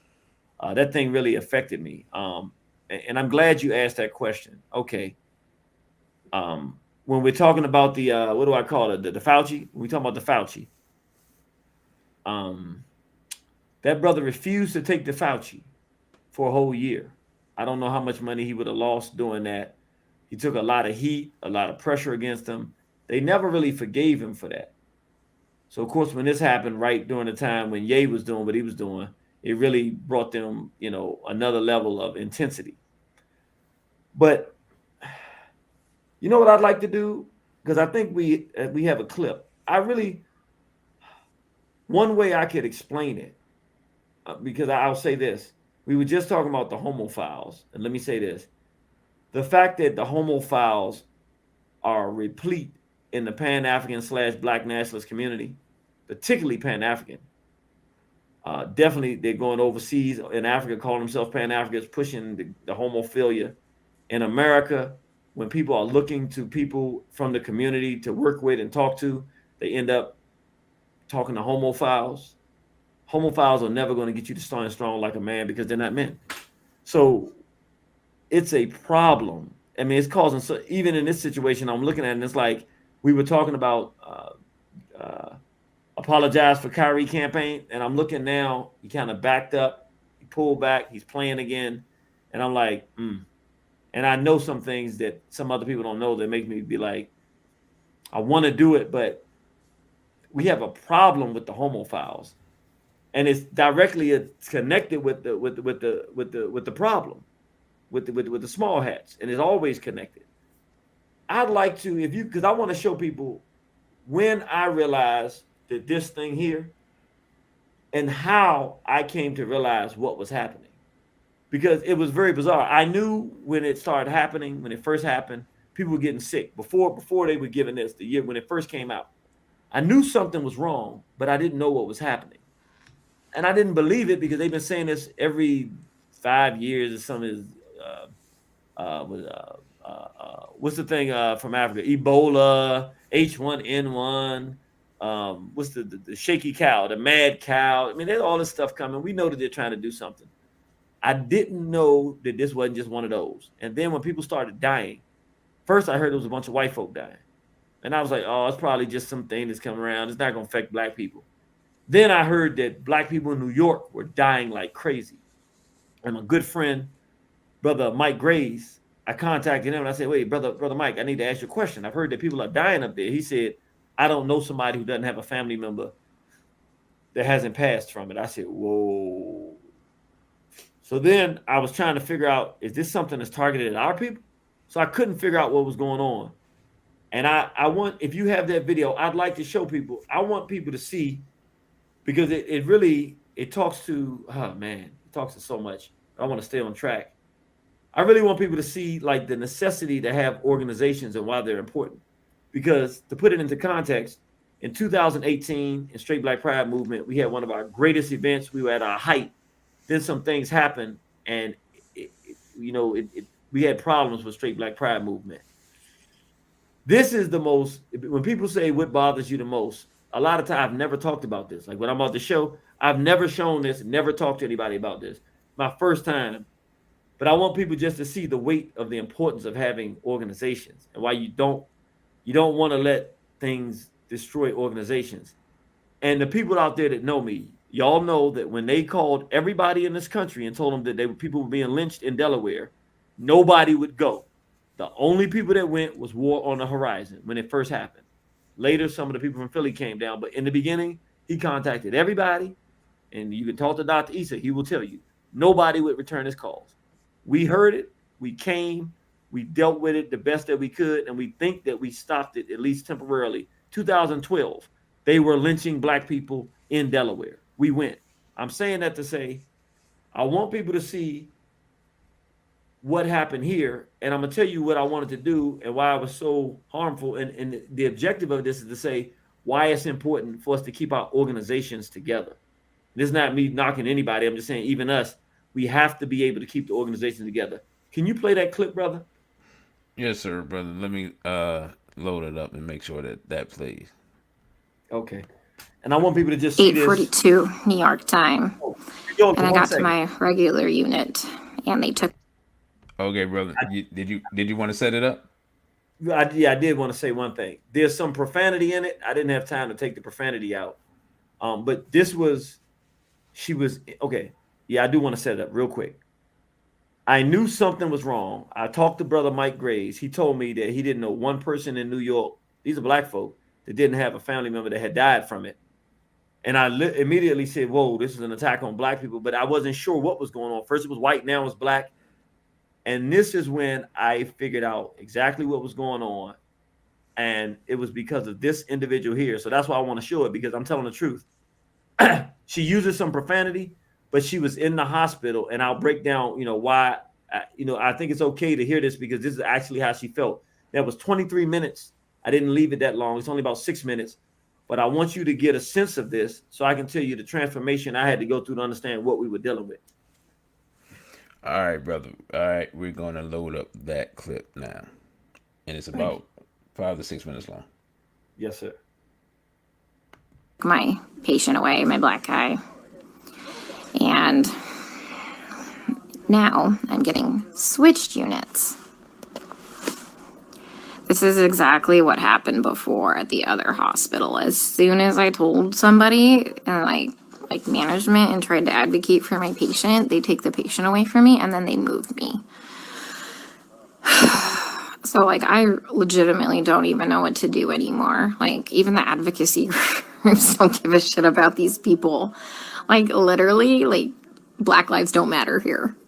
And I mean, that's pretty sad that somebody who is white and lives hundreds of miles away from the city gives more of a shit about these people than the actual people in this city.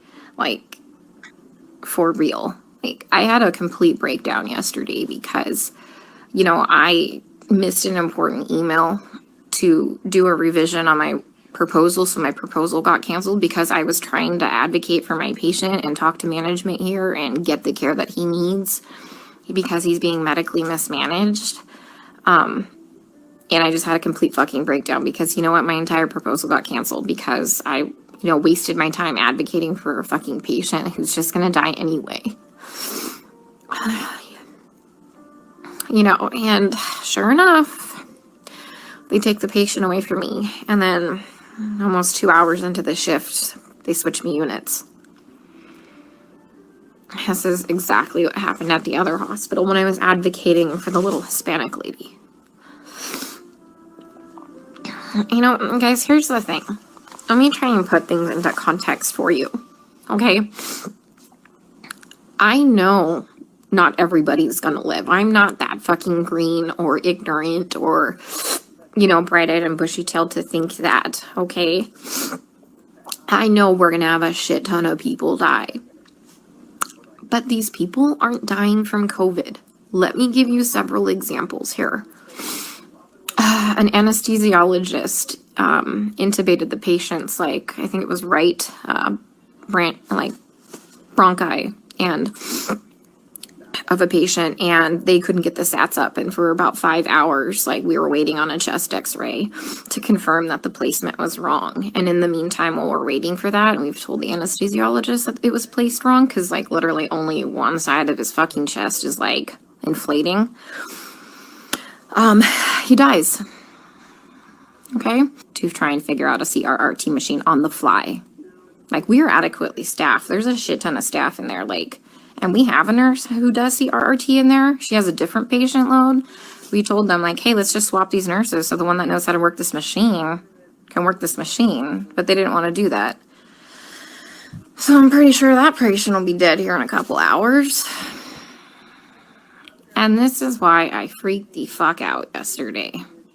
Because nobody is listening.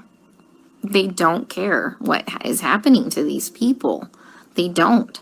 I'm literally coming here every day and watching them kill them. To talk to her, because it's like going in the fucking Twilight Zone. Like, everyone here is okay with this. Look, the only way I can kind of put this into context for everybody is, and this is going to be kind of an extreme example, this is like really the only thing I can come up with, is like if we were in Nazi Germany and they were like taking the Jews to go put them in a gas chamber, I'm the one like there saying, hey, this is not good, this is bad, this is wrong, we should not be doing this. And then everyone tells me, hang in there, you're doing a great job, you can't save everybody, you're amazing, you're a great nurse. Guys, I know I'm a fucking good nurse. I know I go in there and I give it 500% every day. I know I'm not being negligent. Okay, I fucking know that. What I need is someone to help me save these people from being killed. I try and talk with some of the other nurses here, and they're like, well, you can't save everybody. And they all know what's happening. They all agree with me, and they all just shake their heads. And I'm like, am I the only one who is not a sociopath?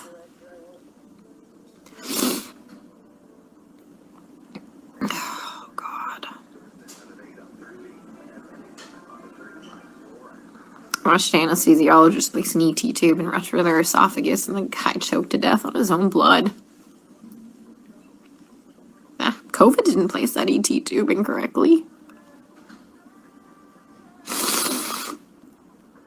And nobody cares because they're all minorities and we're in the fucking hood.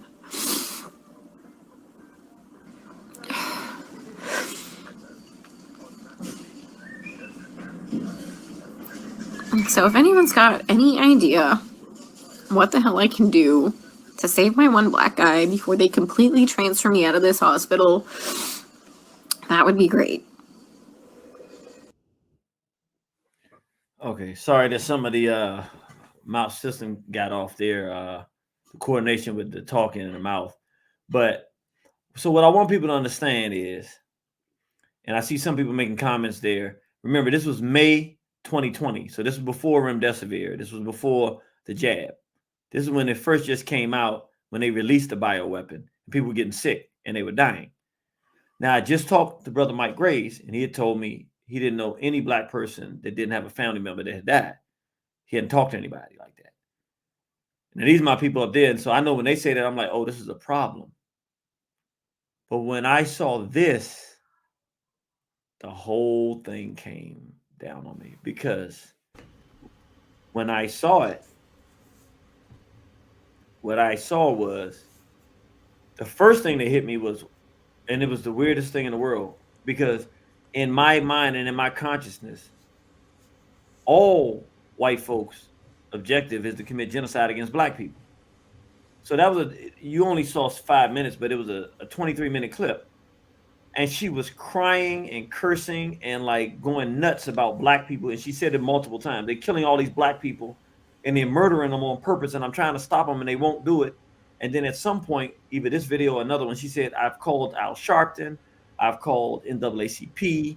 I've called, none of these people will get back to me. And literally, like, if I could go back to that time, if y'all would have seen me in the moment, because here was the thing. At first, I was trying to figure out, why does she care? It doesn't make sense. They don't care about us. But I could see, I was watching her cry. I was really studying. I said, she's not lying. and it's destroying her. She's like, this is wrong. And then it hit me like a ton of bricks when she said where she was from. I said, oh, I said, okay. She's from the Midwest somewhere. She talked about she grew up poor. So she knew. I said, okay. She grew up white. She hasn't learned about racism, white supremacy, or a genocidal approach of black people. She got into nursing to be a nurse to help people. She was going to the hood to help people and to save people's lives. Just somebody white in America trying to do a good thing, make some extra money and save some lives. She never been around hats. She don't know hats. She don't know them. She don't understand genocide. Like, she ain't no hat.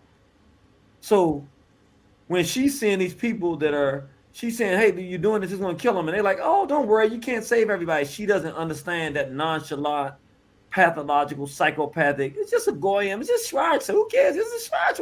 Why do you care? You're white. You know, it's a Schwarz. Don't worry, we're going to get you too. It's okay. Like she don't have no concept. She's just a white nurse, Anglo-Saxon nurse, that can't believe that they're exterminating these black people. She's in New York.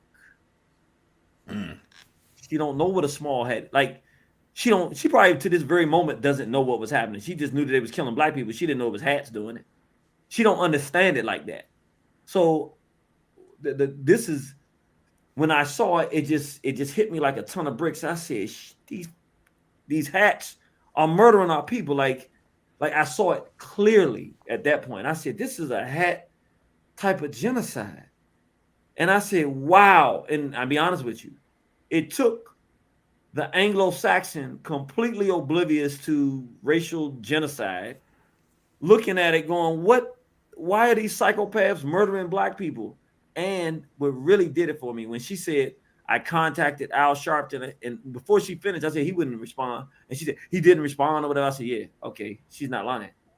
I contacted the NAACP. I said, that's run by hats. So I know they're not going to respond. They wouldn't respond. I said, no, they wouldn't respond because they're part of it. I saw it like clearly as day. Here's why, and I mean this with all my heart. I'm not no bragging person because we did nothing. I did nothing. I didn't know what I could do, so I did nothing. I'm telling you the honest to God truth. That was one of the most depressing moments in my adult life for a reason. I was literally sitting there looking at the video going, okay. I was like, man.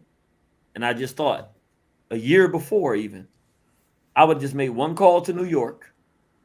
I said, get the crew together, find out where this hospital is. I don't care what you got to do, find it. We coming up with the crew. And we just went into the hospital. Everybody that knows me, anybody that really knows me, you already know. We went to people that's getting lynched. We ain't got no problem walking into a hospital. We'd have went into the hospital. Now, here's the thing. I did not know what we know now. I'm not going to sit here and tell you I knew what we would have been involved in. I knew that there was an extermination, but I didn't understand the level of it. I knew what I was seeing, and I was the hats. And I knew they were intentionally killing black people. And I knew that we now had a white nurse who has said that she's witnessing murder, which makes me an accomplice to murder if I don't go do something. So I already have the whole thing planned out. All we got to do is know where to go and storm the joint. But I didn't have nobody to call. I just didn't have a lot of people in New York. I mean, our things have, fallen. We'd had issues by that point. So in that moment, I literally knew this is where we're supposed to be there. But because of the stuff that had happened and the way things were, there was nobody for me to call at that time. And even to this day, I think about it all the time. I don't beat myself up too much, but I'm like, I feel like these moments and times, I guess I'm sharing it more because I want people to know, like, there are moments and times when you can do things and you try to strike and seize the moment. We would have never known what we had affected and how major the impact would have been had we gone up there and went into the hospital and said, where's the nurse? They're trying to kill black people. Okay, where's this happening at? Who's doing this? All right, we're going to stop this from happening. Whatever we'd have done, we'd have shook it up. Everybody would have known that we went there and did it. So it would have done something to pause this thing because there'd have been too much attention. And we'd have given permission to people, particularly black people. Don't let nobody kill your family. No, we're not having that. We'd have given permission to people to do that. But I just didn't have the team to do it at the time. So I'm saying that I didn't know where it was.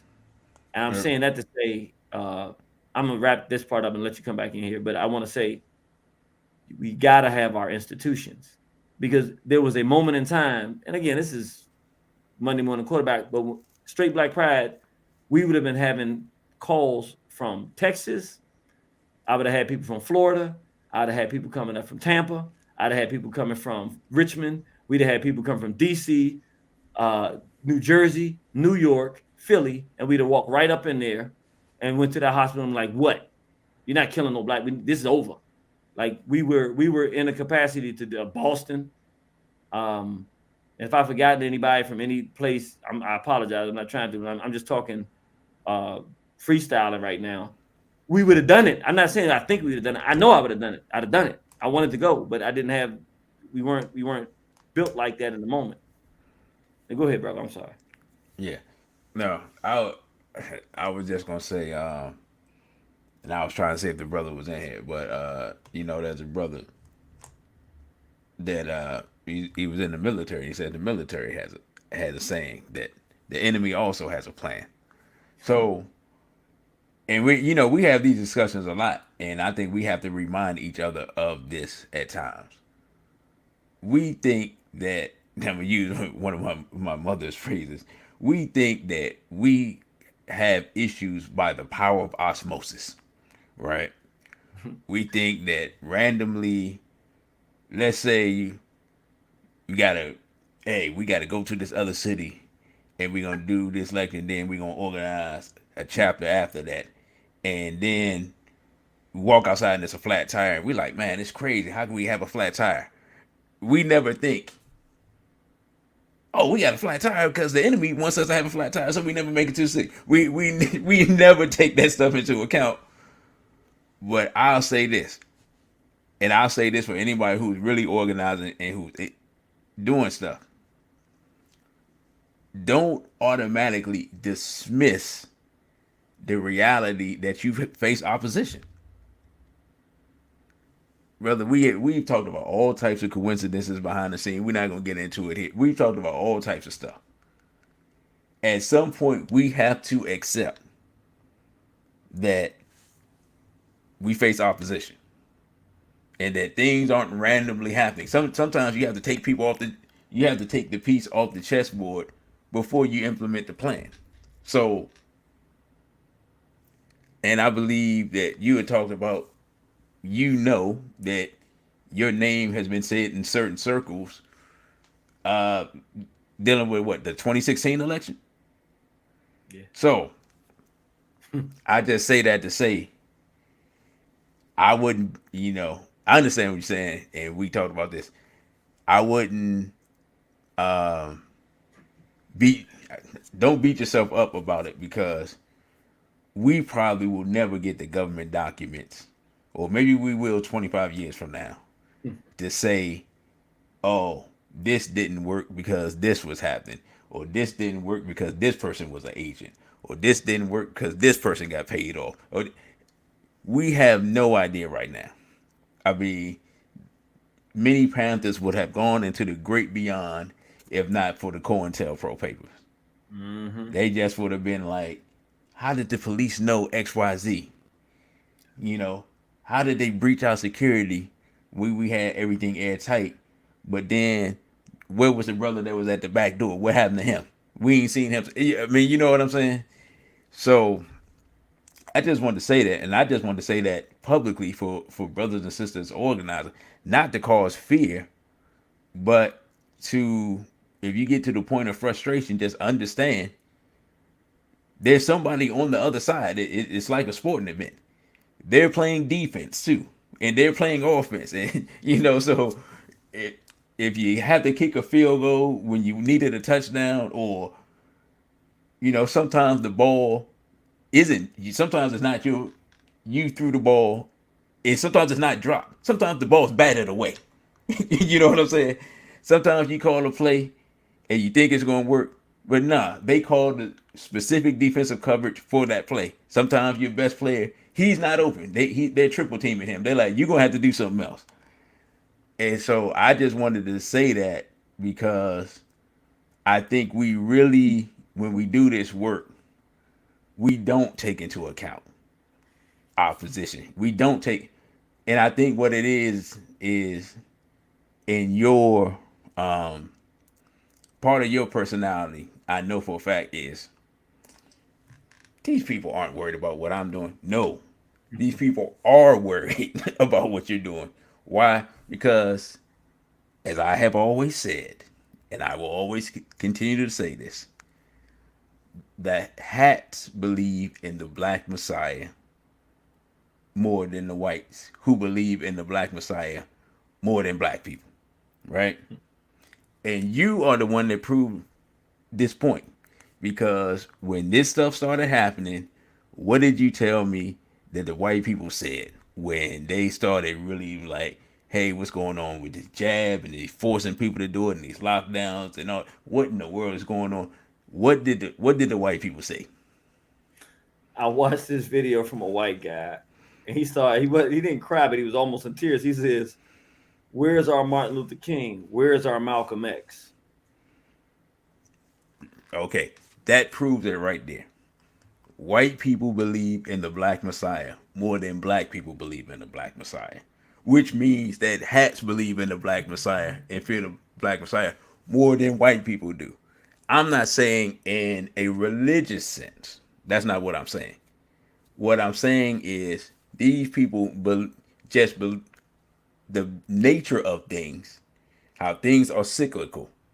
They are always looking around the corner that some black person is going to come from somewhere and flip the script on the things that have been going on for the last 500 years because they weren't going on before that, right? So that this is just a natural understanding of the universe. So they're always looking around the corner to see. It just so happens that in this instance, when things got really bad, they're like, okay, I don't actually fear the black messiah. We actually need this guy. Where is he at? All right, we give up. You know what I'm saying? We need all the help we can get. Send that guy already. Where is he at? Is he under there? Is he on YouTube? Is there a guy speaking? It was a Cosmos at the top of rod. Did we kill him already? What is going on? That's basically how they were thinking, because in one of those times, well, actually, yeah, one of those times that they haven't seen in 100 years, European/white people were under assault from the hats, weren't expecting it, obviously, had no clue, and had no idea what was going on. And so when you get attacked like that and you're not used to being attacked, you're like, all right, I'll take any help I can get right now. We can argue about it afterwards, or you know what I'm saying. But we just need some help. So I just say that it's par for the course of doing the work that unfortunately, especially in our condition, because again, if you don't do the effeminization beforehand, then a lot of the stuff that's taking place in our community never gets off the ground. You have to take away the manhood, the masculinity first. And from my perspective, and you said this too, one of the key moments in our history, and we had no idea because we were very young, that Million Man March was something that, and now we have more information on Minister Farrakhan. We're not going to go into that. But I think that showed that show of unity and strength was enough to put the fear of God in any people who wanted to do harm or to oppose black people. Because the idea that any black man could call a million black men, remember, this is not today's black man with his pants all, below his waist and dudes wearing dresses and funny hair color and all that stuff. We're talking about the 1990s, grew up on Public Enemy, NWA, Poor Righteous Teachers, fist fights, shootouts, lifting weights and going to GNC and taking all types of whatever chemical cocktails they got, and You know what I'm saying? The brothers from the West Coast that lifting weights every day outside. We're talking about that black man. That black man that haven't been seen in a while. A lot of people won't recognize that guy. We're talking about convening a million of those black men and just bring them to one spot and say, hey, here's our agenda. Now, of course, looking back at it, we didn't agree with the agenda and we think it's a missed opportunity. But it's enough, in my opinion, to make the enemy be like, oh, yeah, we got to do something. And you were the one that showed me that from that minute on, they've been working on this. They've been ramping up this feminization agenda full speed ahead. And that's how we've gotten here. We couldn't have all the stuff that's going on, the myriad of things that we have going on without that taking place. So I just wanted to get that off my chest. And brother, because we're almost 2 hours in, how much more time do you have? And are there any other subjects that you would like to go over before we close out? I think I mean, if you got any more questions, then I'll answer them. I I was I would like to ask you a question, and this goes for anybody in the comment section as well, because you know when these things happen, they just happen. But I look at them because another opportunity will come up. I don't even know if I want to call it opportunity, but the situation.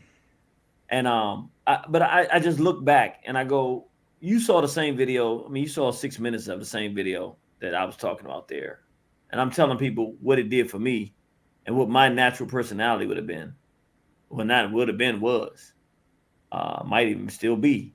My question is, what kind of impact do you think, had we been still, organized the way we were, had we gone to that hospital, had that had on this whole thing?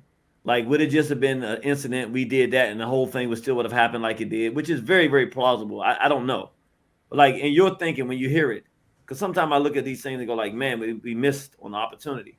I'm trying to see what would have happened if we went in there. Would they have still been able to just do what they're doing, or would it have thrown things so far off balance that they'd have stumbled and had to restart over? Um, that's an excellent question. I think that they would have still attempted to implement their plan, but I think that they would have had to recalibrate a little bit, because it would have caused people to ask questions, because you have to come up with some type of cover story for why black people are storming a hospital. Like, that's just not something that happens every day. So then you have to vilify people and say, call people, I guess, some type of way, call people some type of extremists or what. The hats will have to work that hat magic. The reason I say they were pressed forward is simply because this was a global, this is a global agenda. This wasn't something that's happening in America or just in the black community. Remember, this is going on in New Zealand, Canada, Australia, Italy, all these places. So they were going to go full speed ahead. They just would have had to have been like, and it's entirely conceivable that they would have been like, okay, let's ease back off the Schwarzer and let's just roll on the Goyim some more. And then let them calm down. Let's send out Negro whisperers out. Sharp tongue, and who I call CI7, as you know. And some of those other Negroes, you would have come under attack from Roly Poly, and possibly Michael Eric Dyson. They may even have rolled out Skip the Truth Gates on you, to vilify you and call you all types of things or whatever. And not just saying you, because you would have been at the front. They don't know me. They would be like, and that other guy too. All of y'all, right? So me personally, I think that's what have taken place. I'm trying to see if anybody else. I think Intellectual Maroons had said something Let me see. She says we will be further separated amongst ourselves. The division between those getting the jab and those not would become deeper. There would be a hotline for reporting black identity non-vax extremists. Mm. Well, if they did that, then we already be underneath the jail. So, Yeah, I don't know. I just and I appreciate that. All I can do is like I'm looking at the situation now and I'm like, there's so many things we've talked about it, so many things we could do to get that injection discussion on the board. And Brother Kyrie Irving having been the one that stood against that, if we could leverage what he did to actually open up the dialogue, but he's not fighting anymore, and they let him back in, so it's no fight no more. And he got a career to do. So it's like the time, and it's like, but it's like we really need a battle because we got to open the door for our people to understand that everything's going bad right now. Right? Overseas, they just had at the G20 summit, they just came to an agreement for vaccine passports. and International. brother, do me a favor with that too. Gather up that information and send that to me so I can do a radical report on that because I think that's something that flew under the radar, and that's something that our people need to have. And I'll put that together and put that out this week. But yeah, speaking of that, I saw our friend Mr. Schwab, and everybody was dressed alike at the G20, and he doesn't represent any nation, and it's kind of weird that nobody asked what he was doing there. And you said Mr. Gates was there as well. Is that correct? If I'm not mistaken, two people who are not leaders of nations. I believe Gates, definitely Schwab. I think they were both there. And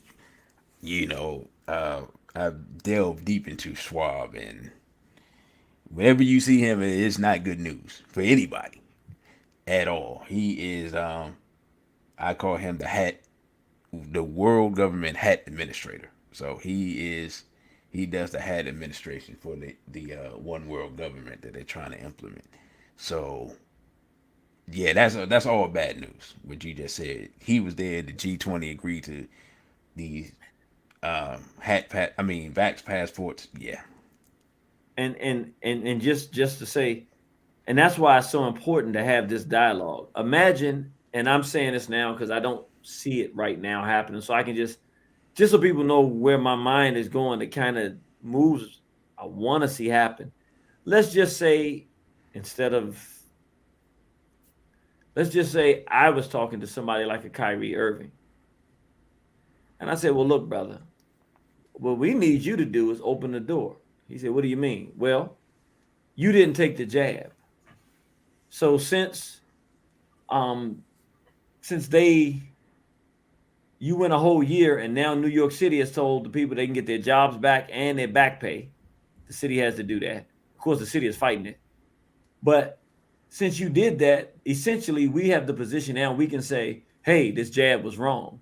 Deion Sanders took it, lost 2 toes and part of his calf after he took it. Now, at least according to my understanding, he took it. I mean, he was telling everybody else to take it. So with the natural assumption is that he took it himself and he lost 2 toes and part of his calf. I don't think it was 2 months later. I don't think it was 2 months. I think a month, maybe, or 2 months. Very shortly after, Brother Hagler passed. Tyson was in a wheelchair for a while. Cicely Tyson passed. DMX died. Minoka Rashidi passed. We got all these people that took it and passed. Kyrie's out there making 32 points a game. So what does that mean? That means you were wrong that he should have taken it, and now you have to apologize.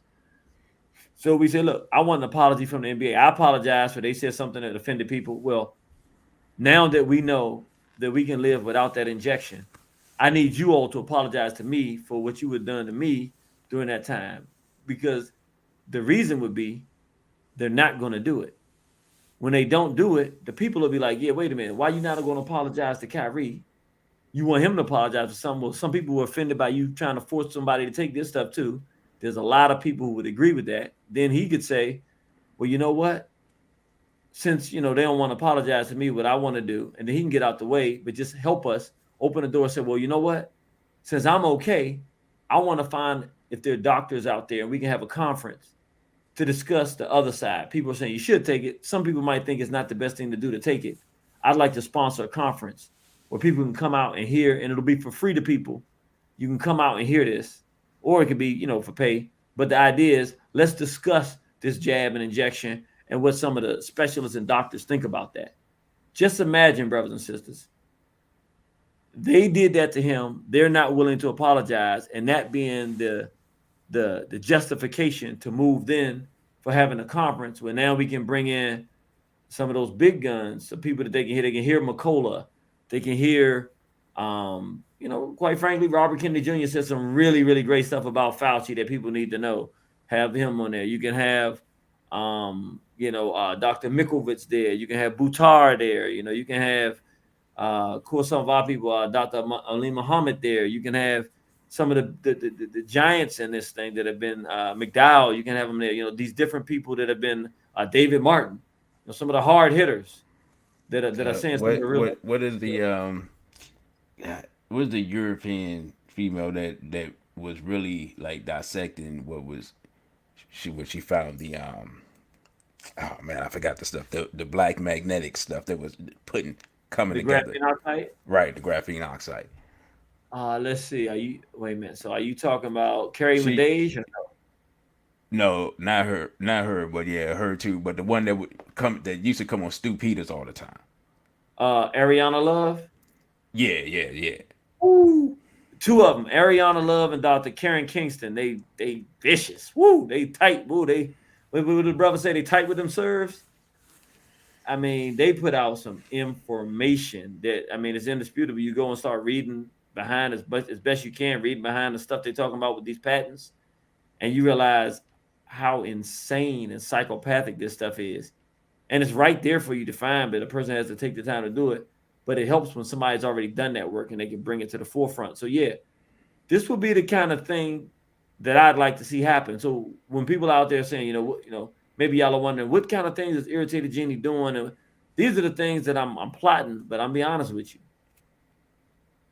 I don't want to get into it, but I'll just say it this way: gays being the lead people in Pan-Africanism and Black nationalism, and the voices that people reach out to, it's a problem. You can't get no real man stuff done because it's called we call it Black Hawk Down. There's a brother that did a book. I haven't read the book, but Dr. Cynthia McKinney told me he did a chapter called Black Hawk Down, and basically talked about how the real heavy hitters that'll really fight for our race, that they just kind of sniped us out of the space. And so you got a bunch of, soft shoe people running around now. Yeah, and what we used to call milk toast. Yeah, a lot of milk toast running around. And it's a problem. It's not, I don't really talk about people like that. I try to be positive. This ain't positive. This is real, definitive, hardcore warfare. You can't tap dance around it. You got to talk straight talk. They're not straight talkers out there. They're not people that aren't afraid. And the people who have the courage and the capacity don't have the resources. And the people that have the resources can't connect easily with the people who have the courage and the capacity, because it's a bunch of milk toast in the middle. And I'm gonna be honest, a bunch of the milk toast is a bunch of homophiles under the guise of Pan-Africanism and Black nationalism. I'm just being real about it. I'm being 100% real. Homosexuals and promosexuals are a problem. They're really almost to the point of being the problem. They're going over to the African continent now and destroying the gains that the brothers and sisters on the ground are trying to make over there. So we have a problem with these promosexuals and these homosexuals, these homophiles. They're destroying the capacity for liberation of African people. Until we take that battle and the hat battle, which really the hat battle will take that battle. Once we take this hat battle and get out front, it'll help us. Here's the problem. And I'll say this and then I'll let you wrap it up. I'm not saying this out of ego. For people that have been following, I've been talking about the hats the whole time. I didn't take no break about talking about the hats. In fact, I've only intensified talking about the hats in the last 5 years. I've only talked more and more and more and more about them, to now I'm almost exclusive on them, because it's the only war that matters. Everything else is, we appreciate all the work and effort everybody's doing. Don't misunderstand me. Every piece counts. But in terms of a major effort for Black survival for the 21st century, we're going to have to do something about these hats. They're in a position a few steps away from exterminating the whole planet. And that means that we got to fight them.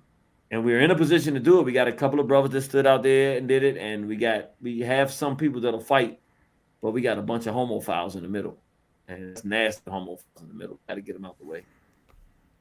So, brother, with that, then basically what you're saying is you made the same analysis that other people have made. We're not gonna name names, but their near enemy and far enemy analysis, where they came to the conclusion that the far enemy was propping up the near enemy, therefore it made more sense to attack the far enemy. You basically come to the same conclusion with that. That Yeah, instead of us trying to deal with Doctor so and so and Professor such and such and all that we see every day, and we know we could find them and deal with them if need be. They're being propped up by a higher power, and if something happened to them, they had a car accident today, there'd be a new person taking their place tomorrow. But you deal with the root, which is the hat, then you don't have that issue. That's basically what you're saying. Once we get the courage and the wisdom to realize that the hat is the problem, and we go at the hat, when he tries to put these little sissified, punkified, pasteurized punks up to defend him, we just smack them and keep rolling. And if they don't like that, we can do worse. But it's like we can run through them. At this point, they're just proxy middle guys. We're gonna have to deal with them. I mean, I'm not gonna lie to you. They're gonna have to be dealt with because they will get in the way. We'll get them out the way. But we're trained. We got to be a train on a track, and they just something that fell on the train track. We're not stopping the train for them. We got to really treat them like that because they have no value to our people. They're in the way of our progress, and they know they are, and they prevent the strong Africans from getting a hold of movements and opportunities to push our people forward. They do it intentionally, and it's devastating to us because we can't gain real true traction and momentum. And I'm telling you, I know this. I'm not saying what I think. When people want to support or bring somebody like me in, they tell them, no, don't do that because, and they give them rationale and reasons so that the people that want to do stuff and need strong people around them to work with, they can't connect. I mean, brother, let's just be honest. Let's just call it like it is. We've seen it here in our own city.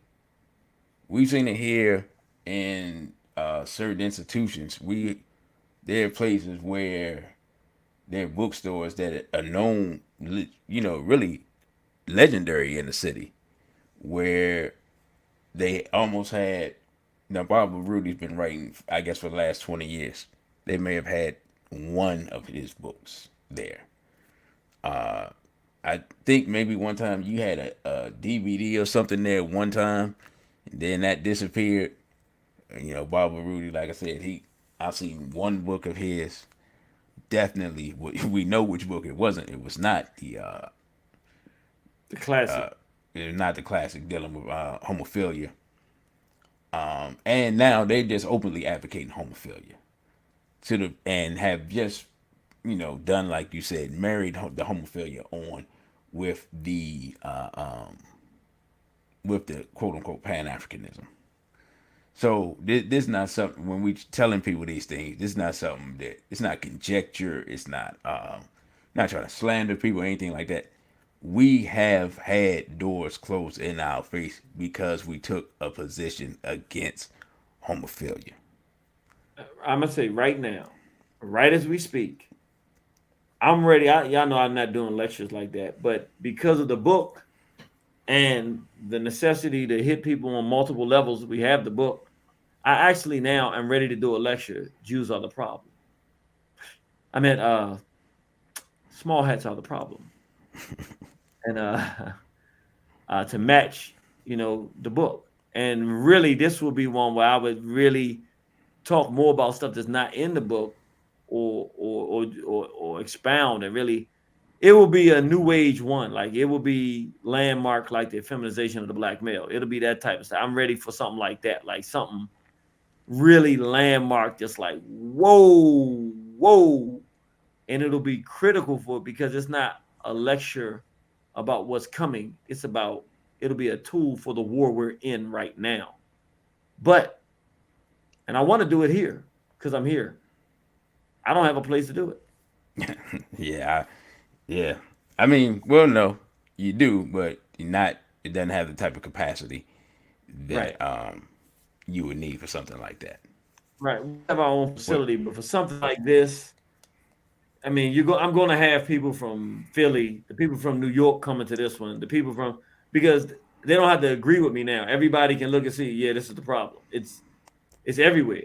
It's becoming. It's a good thing, but it's coming ubiquitous. Everywhere we look, these hats are fighting with black folks. Now, you know the word on the street now. What the hats are saying is, uh, black people are twice as, I know, 3 times as anti-Semitic as whites and Hispanics in America. They literally praying that around. Why is this the case? And so now they're in a war with so black people. Go ahead. now I was going to ask a question. Are they saying black people or are they saying black men? Because a lot of times when these things happen now, before back in the day, like, oh, black people doing X, Y, Z. Now it's usually specifically black men are doing X, Y, Z, fill in the blanks. So I would just ask it. Well, we know it's black men, but they're saying black people, which Oh, is okay. probably better because better that we be seen as one group. Right. Definitely. Because And normally what they we would. need to do is catch that and parry. You know, when you fight and they throw that thing, you parry. We need to catch it and being like, so we redefine it. You saying we anti-Semitic? You saying we're anti-evil abusiveness from that group to our people, and then start listing out the things that they're doing. Yeah, we are anti that. And are you pro that? Because if you're pro that, then you're one of the evil ones that we're talking about, and we got a beef. Like we need to capitalize on this beef and walk in on them and start taking what belongs to us because they got a lot of it. Like we need a different personality right now, but it takes people that have that kind of thinking. We just don't. We have everybody is want to be extra intelligent. That's not that intelligent. Everybody wants to debate. That's not a debater. They're not a great debater. We in fight time, and we don't know who to fight and how. And the hats are the who to fight, and I can show you how. Right. Well, brother, once again, we have exceeded our time. And I'm gonna say this. I'm gonna ask you how you want to do it. Without question, this discussion is going to be taken down. Part one, I think we might could have eased and skirted around it. I've been on YouTube enough now to know there's no way in the world that part two is going to stay up. So, because I already saw like some little glitches with the stream that I've never seen before, so I'm like, oh, okay, well here we go. So, provided that the video capture is good, is this something that you would like to you want me to send to you so you can distribute to the people, or how would you like this kept and archived? Because I'm pretty sure that once we get off of here and do what we do and take a nap for the day, by the time your show comes on tomorrow, somebody's gonna be hitting me up saying, "Hey man, what happened to the show last night?"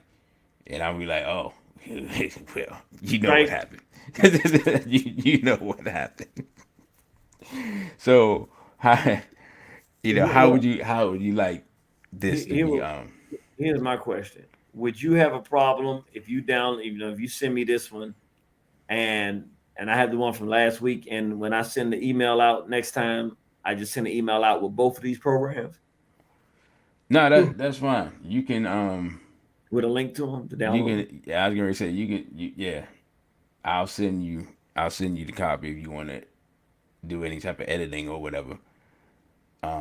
You can do that, and then you can send it out, and you can even send the link to the channel, provided the channel is still up.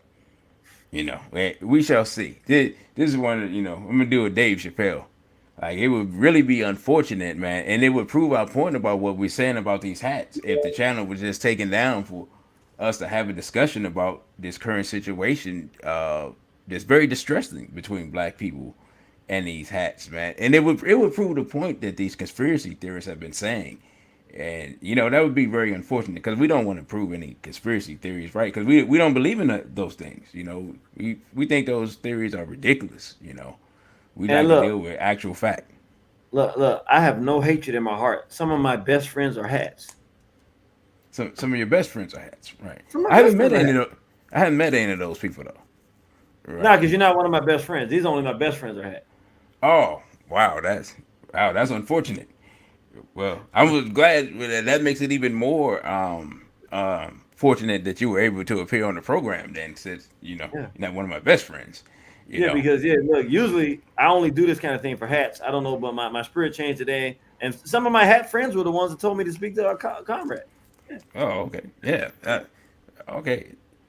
Well, if that's the case, I mean, maybe we can call Dave and maybe he'll come on the show too because he has a lot of hat friends and he was able to say some things and still has a show. Well, I think he's still doing a comedy tour. Well, he's still breathing. How about that part? You Yeah, know, you gotta start with that.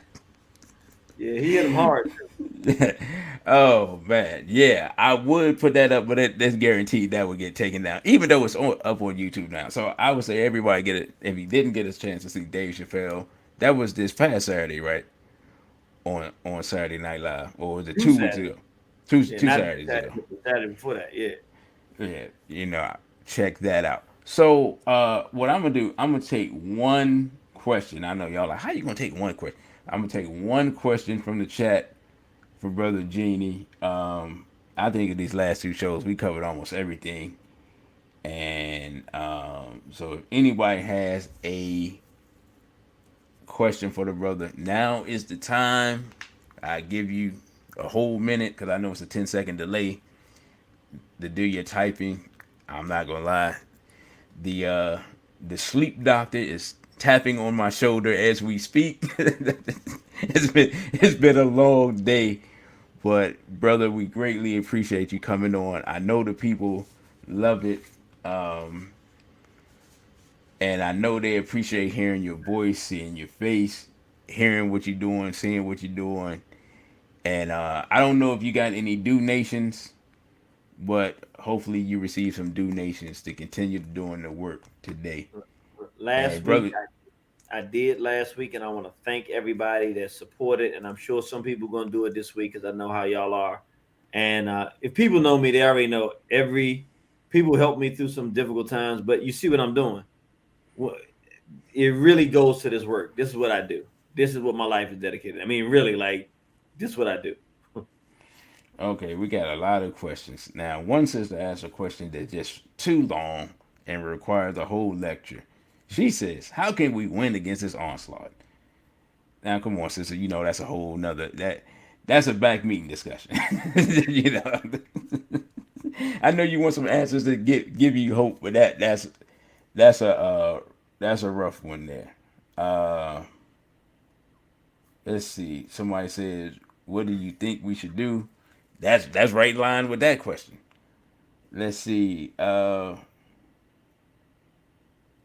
intellectual maroons asked. Now this is a question, and I should have known. She says, "Have you researched the small hat connection to NASA and germ theory?" Not specifically, I have not. I've looked at the fact that when it comes to chemical biological warfare, they historically have been significantly. Matter of fact, go even better than that. Not better than that, but more specifically, more broadly. Martin Luther actually, and others in Europe talked about the fact that they have a custom and they view it in their Talmudic Bible, the Babylonian Talmud. It is perceived as beneficial to God and appreciated by God when they use medical malpractice to kill people. Like Mm. literally, like they look at it like if they kill people through medical malpractice, they've done something in the interest of their God. In fact, one of their, I forget the guy's name, I don't have it right in front of me. One of their leaders told them to be, because they were being put out of some country, and they were so upset. They said it would become doctors, physicians, something else. They said because you'll be able to kill them in these positions, and they told them to become proficient at the art of killing. So when you see that they're behind the transgenderism, when you see that they're behind the medical, like right now in Canada, what they're doing, I'm not exaggerating. For people that are not familiar, what I'm about to tell you, I'm not exaggerating.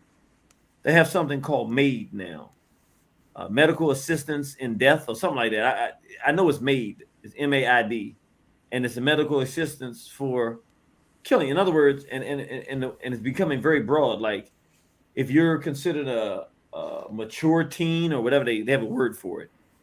You can literally request to die, and they'll help kill you by law. Like it used to be, you had to be in a real condition that was really horrible. They're now supporting people in killing themselves in Canada. I mean, So, this is a public law. so you saying they have basically have implemented a universal Jack Kevorkian system? Yes. And do you happen to know if Kevorkian was a hat? I do not know. Okay.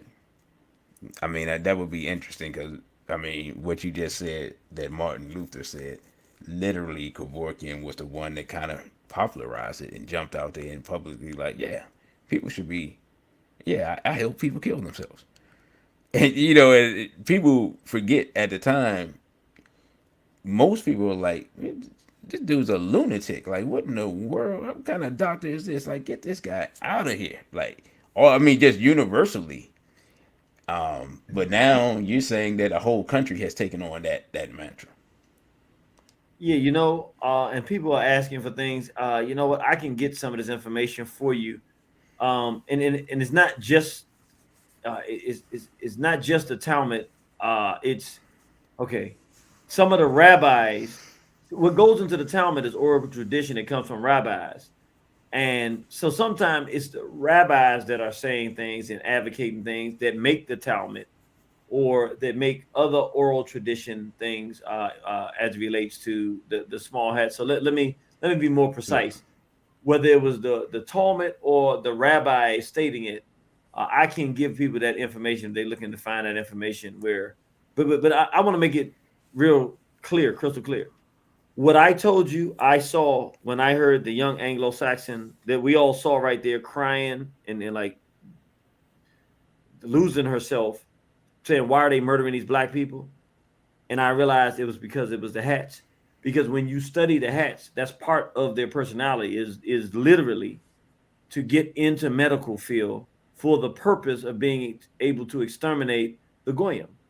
So when she said it, I already this is something that's foundational already in their personality. If once you study them historically, so what we saw, what we talk about historically, is the same thing we seeing with the Fauci. This is them.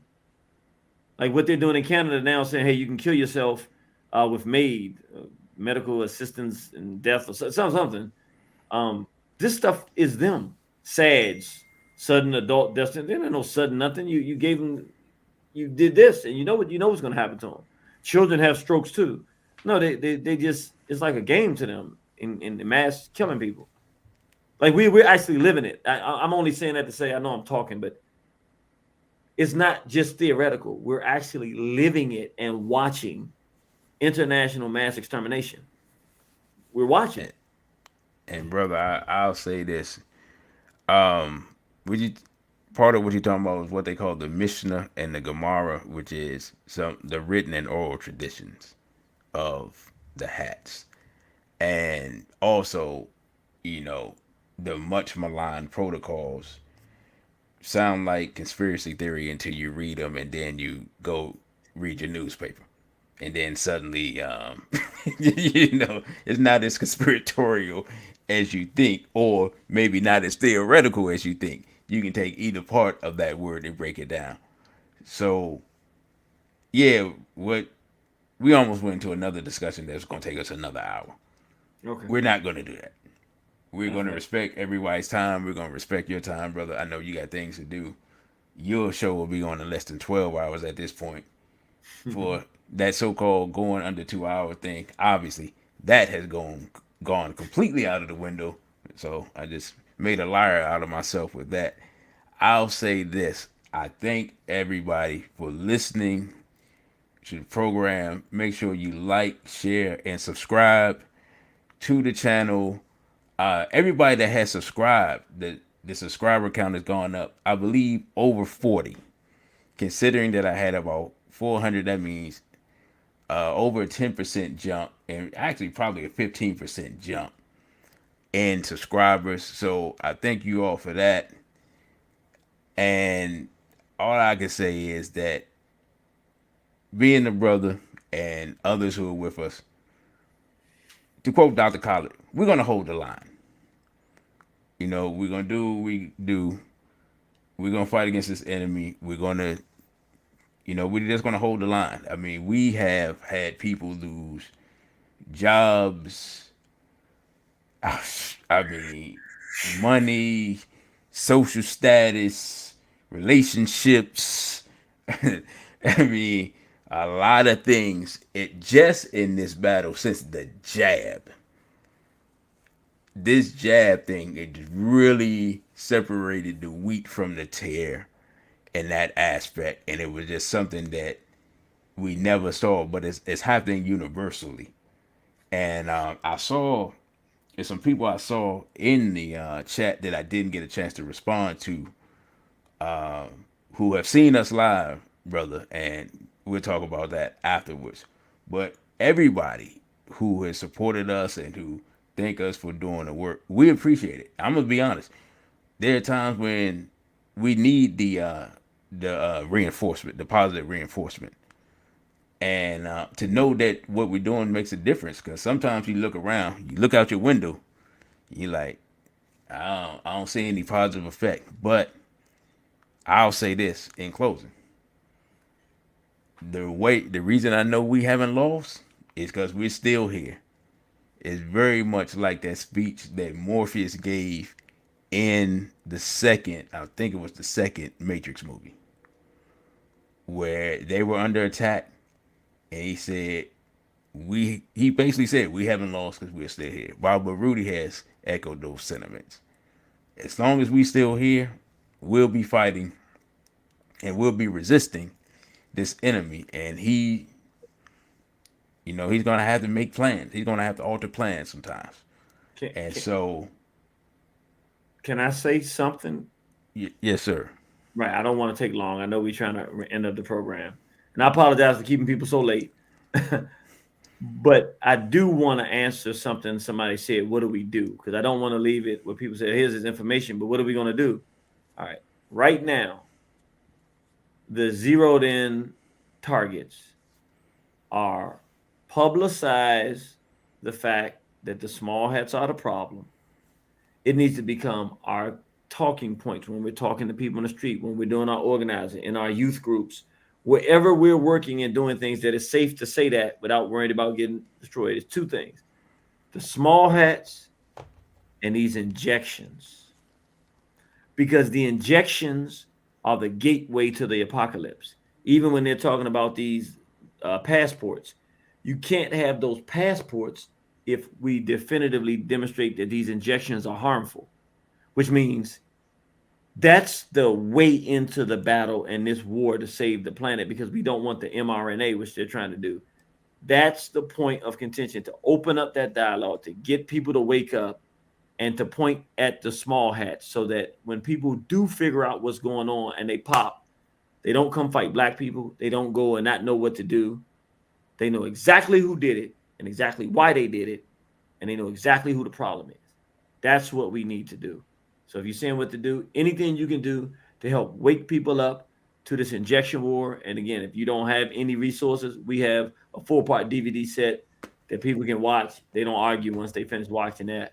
Or two, that's for the jab, and then for the small hats, we have the book, and then there's so many resources out there. If you get the book, there's so many resources listed in there that you can go get other resources, videos you can watch. This is where everything is going, and that's the direction we need to go. Yes, sir. And we're gonna close it out right there, brother. Again, I thank you for your time. I thank everybody for listening, for liking, sharing, subscribing. Provided the channel is up tomorrow, I may send out another notification for another channel. Again, I thank you all for hanging there with us and supporting the movement, supporting Brother Genie and myself. And with that, I say a BB for Hodie and straight black pride. Straight black pride.